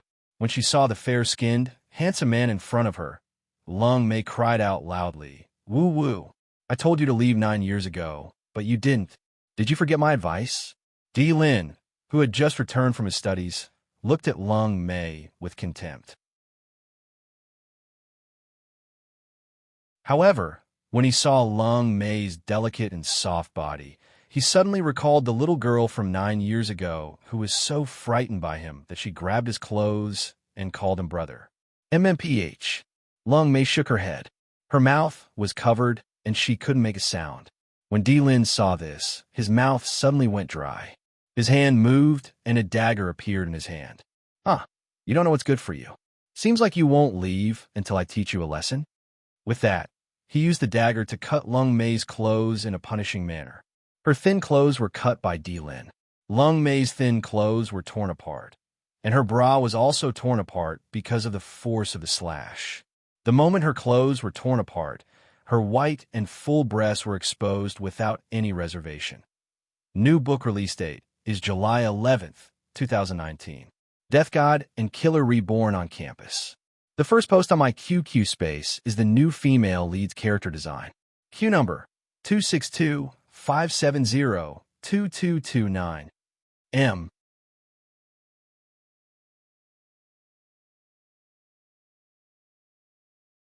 Chapter 2710. Di Lin didn't expect this either. He only wanted to scare Lung Mei away from Blood Doll, but he didn't expect that the knife would cut through her clothes and even cut through her clothes. Turning his head to the side, Lin's face was cold, but he couldn't forget the white skin that appeared in front of his eyes. Long Mei was also frightened. Her hands and legs were tied to the wooden stool, and she couldn't move at all. She could only let herself be exposed to the air. Remember what I said. Leave Blood Doll, or I'll make you regret being born. Lin turned his head to the side and said coldly. With that, Lin turned to leave. But after taking 2 steps, Lin used the knife in his hand to cut through the ropes binding Long Mei. He then took off his jacket and put on Long Mei. Without looking back, he turned and left. After Long Mei was untied, the first thing she did was to tear off the white cloth covering her mouth and shouted at Lin, who was walking out the door. Even if you kill me, I won't leave as long as my father is here. Long Mei was raised by Lin. Lin gave her fatherly love that she couldn't have. He gave her a warm and dependable family. To Long Mei, as long as Lin was here, she wouldn't leave. She wouldn't refuse even if Lin asked her to go through hell. Lin's threats were useless against her. Lin took 2 steps out of the small attic of the abandoned villa and stopped at the entrance. After a slight pause, Lin strode out and left without looking back. 3 days later, in order to welcome his son Lin's return and to help him integrate into the circle, Lin held a banquet. Although the current Blood Doll organization was an international organization, it was still a small organization that couldn't be compared to a truly large organization. Lin was already very impressive to be able to develop Blood Doll to its current state from scratch. The guests of this banquet weren't important people from the international community, but people with some status in the world. Actually, Lin had 2 goals. One was to introduce his son Lin, and the other was to find a husband for Long Mei. The first segment went very smoothly. Lin himself had the aura of a king, enough to suppress the crowd, so he quickly made friends with many of Lin's friends. Lin saw that things were going smoothly on Lin's side, so he let Long Mei hold his hand and brought Long Mei to meet the young masters of the righteous forces. Rather than a meeting, it was more like a blind date in disguise. Can you cook? The person Lin chose was a wealthy young master. At this moment, the young master was looking at Long Mei with an interrogative expression. Long Mei shook his head. Then can you bear me a son? This is the most important thing. My family property needs a son to inherit. If you can't give me a son, or if you give birth to a daughter after marriage, you can't blame me for going out to find another woman after marriage. The young master, who was only 1 centimeter taller than the man in flats, looked at Long Mei with a wretched tone as if he was picking up leftovers. Indeed, Long Mei's godfather, Lin, was afraid that Long Mei wouldn't be able to get married and was frantically looking for a son-in-law for her. This made Long Mei, who was only 16 years old, sound like an old leftover woman. Marriage couldn't be rushed. Now that Lin was anxious, things went in the opposite direction. Other than these, I'm very satisfied with you. In that case, the young master was still talking to himself. Long Mei's frown deepened. If her godfather hadn't told her to forget her skills and become an ordinary person again, she would have grabbed this young master and given him a good beating. She's not getting married. Scram. Just as young Master Go was still talking to himself, a fair hand wrapped around Long Mei's arm. It was Lin. The young master of the Imperial Lynchout dynasty grabbed Long Mei and walked out in front of everyone. The crowd was left bewildered. Lin still maintained his cold face and dragged Long Mei out of the banquet. He pinned her against the wall and looked at her with disgust. Father brought her up since she was young. How can you like someone like that? Are you trying to embarrass him? With that, Lin grabbed Long Mei's chin and lifted her chin to look at him, provoking her further. Since you're so casual, why don't you be my mistress? Other than love and marriage, I can give you anything he can give you.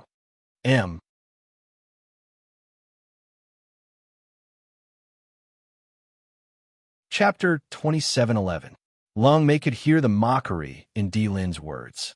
Long Mei could hear the mockery and disdain in Lin's words. Long Mei was not a weak woman. She fiercely shook off Lin's death grip and glared at Lin, saying, "Don't worry, I won't embarrass my father. I'll find a man who can make your blood doll organization proud. With that, Long Mei turned around and returned to the banquet. For some reason, Dylan's heart skipped a beat when he heard Long Mei's last sentence. He was displeased for a moment. Very displeased. Long Mei was angered by Dylan's words. She was walking back to the banquet. Just as they were halfway there, the banquet hall was suddenly filled with loud noises. Long Mei's footsteps paused as he suddenly had a bad premonition. She took a step forward and rushed back to the banquet hall. From afar, she saw her godfather, who had treated her like his own daughter since she was a child, lying unconscious in the crowd. Dylan was dead. His death came even earlier than he had expected. In the end, the Grim Reaper didn't let him wait until Long Mei was safely married off. Instead, he took his life. Dylan stopped the banquet midway. The next few days were spent preparing for Dylan's funeral. Long Mei was in a daze. She often sat in front of her godfather's grave for an entire day. In Long Mei's heart, Dylan was her biological father. Perhaps to them, he was even closer than family. Long Mei had no parents since she was young. Dylan's fatherly love was her motivation. But to Dylan, Long Mei was the daughter of his beloved wife. Long Mei was depressed for half a year. In this half a year, too many things happened. Dylan replaced Dylan and became the leader of the Blood Doll organization. In just half a year, Dylan led the Blood Doll organization from a small organization in Southeast Asia to become the third most powerful assassin organization in Southeast Asia. This meant that in the near future, the Blood Doll organization would reach new heights under Dylan's leadership. It wasn't something that the title of the third most powerful assassin organization in Southeast Asia could restrict. Dylan's death didn't seem to affect Dylan at all. Long Mei, on the other hand, could not sleep well without eating. Half a year after Dylan's death, Long Mei was disheartened. Before she could repay Dylan, the man who had raised her and treated her like his own daughter, he had died. Long Mei planned to leave. Of course, before leaving, she went to see Dylan. Dylan was Dylan's son, after all. She couldn't repay Dylan's kindness to her, so she decided to repay Dylan's kindness to Dylan. "You're leaving?" Dylan asked when he saw Long Mei coming to find him in his study. "Yes." Long Mei nodded, not looking at Dylan. "Father has left. I want to ask you if there's anything I can help with," Long Mei said. Dylan wasn't stupid. He immediately understood what Long Mei meant. "You want to repay me?" Dylan chuckled. Long Mei did not respond, which was taken as a tacit agreement. "As long as I can help you, I'll do my best," Long Mei said after 2 seconds of silence. "I'll satisfy you." Dylan got up from his chair and strode to Long Mei. He kicked the book on the desk, flipped Long Mei over with one hand, and pressed her against the desk. With the other hand, he tore off Long Mei's pants. He was as cold as ever. "If you want to repay me, I'll satisfy you. I need a woman to sleep with me. As long as you agree, Father's kindness will be written off." With that, Dylan tore off the last piece of Long Mei's pants that covered her body. He took off everything on his lower body, lifted her beautiful legs, and the new book will be released on July 11th, 2019. Death God and Assassin Reborn on Campus. The first post on my QQ space is the new female lead's character design. Q number 262-570-2229. M.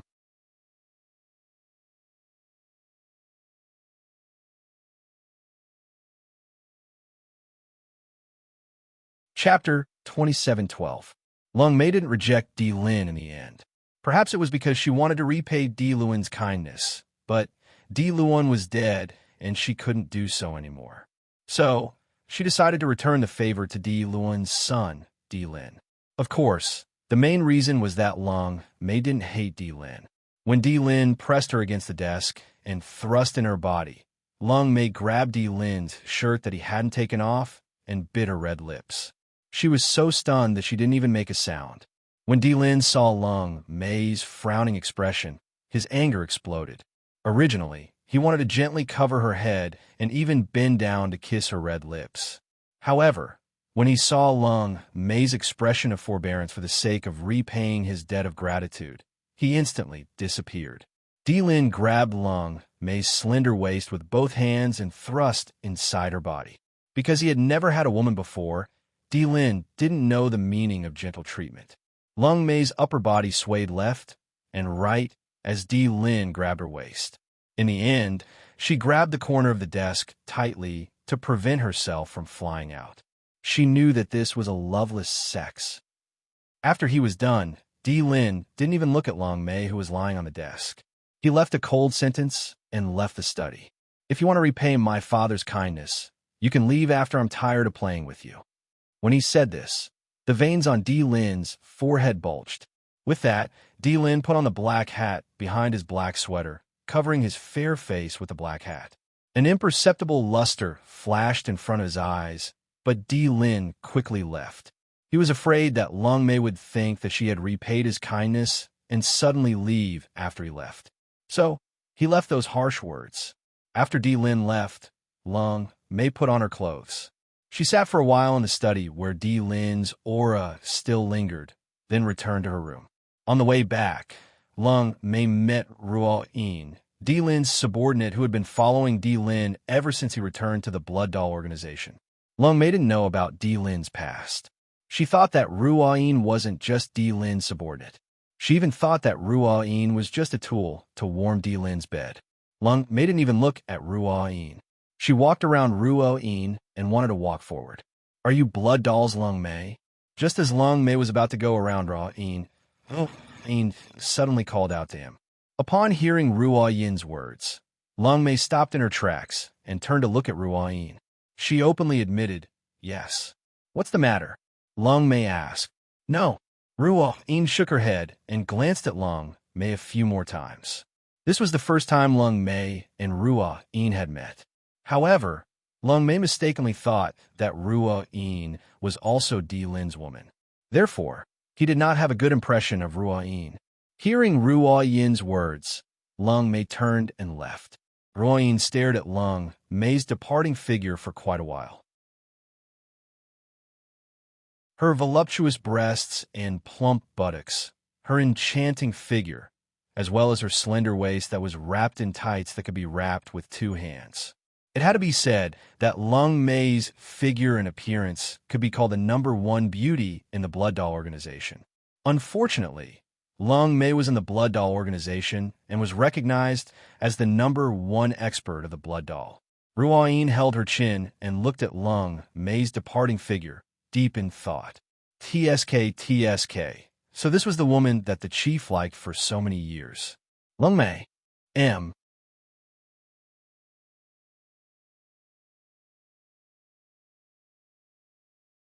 Chapter 27:13.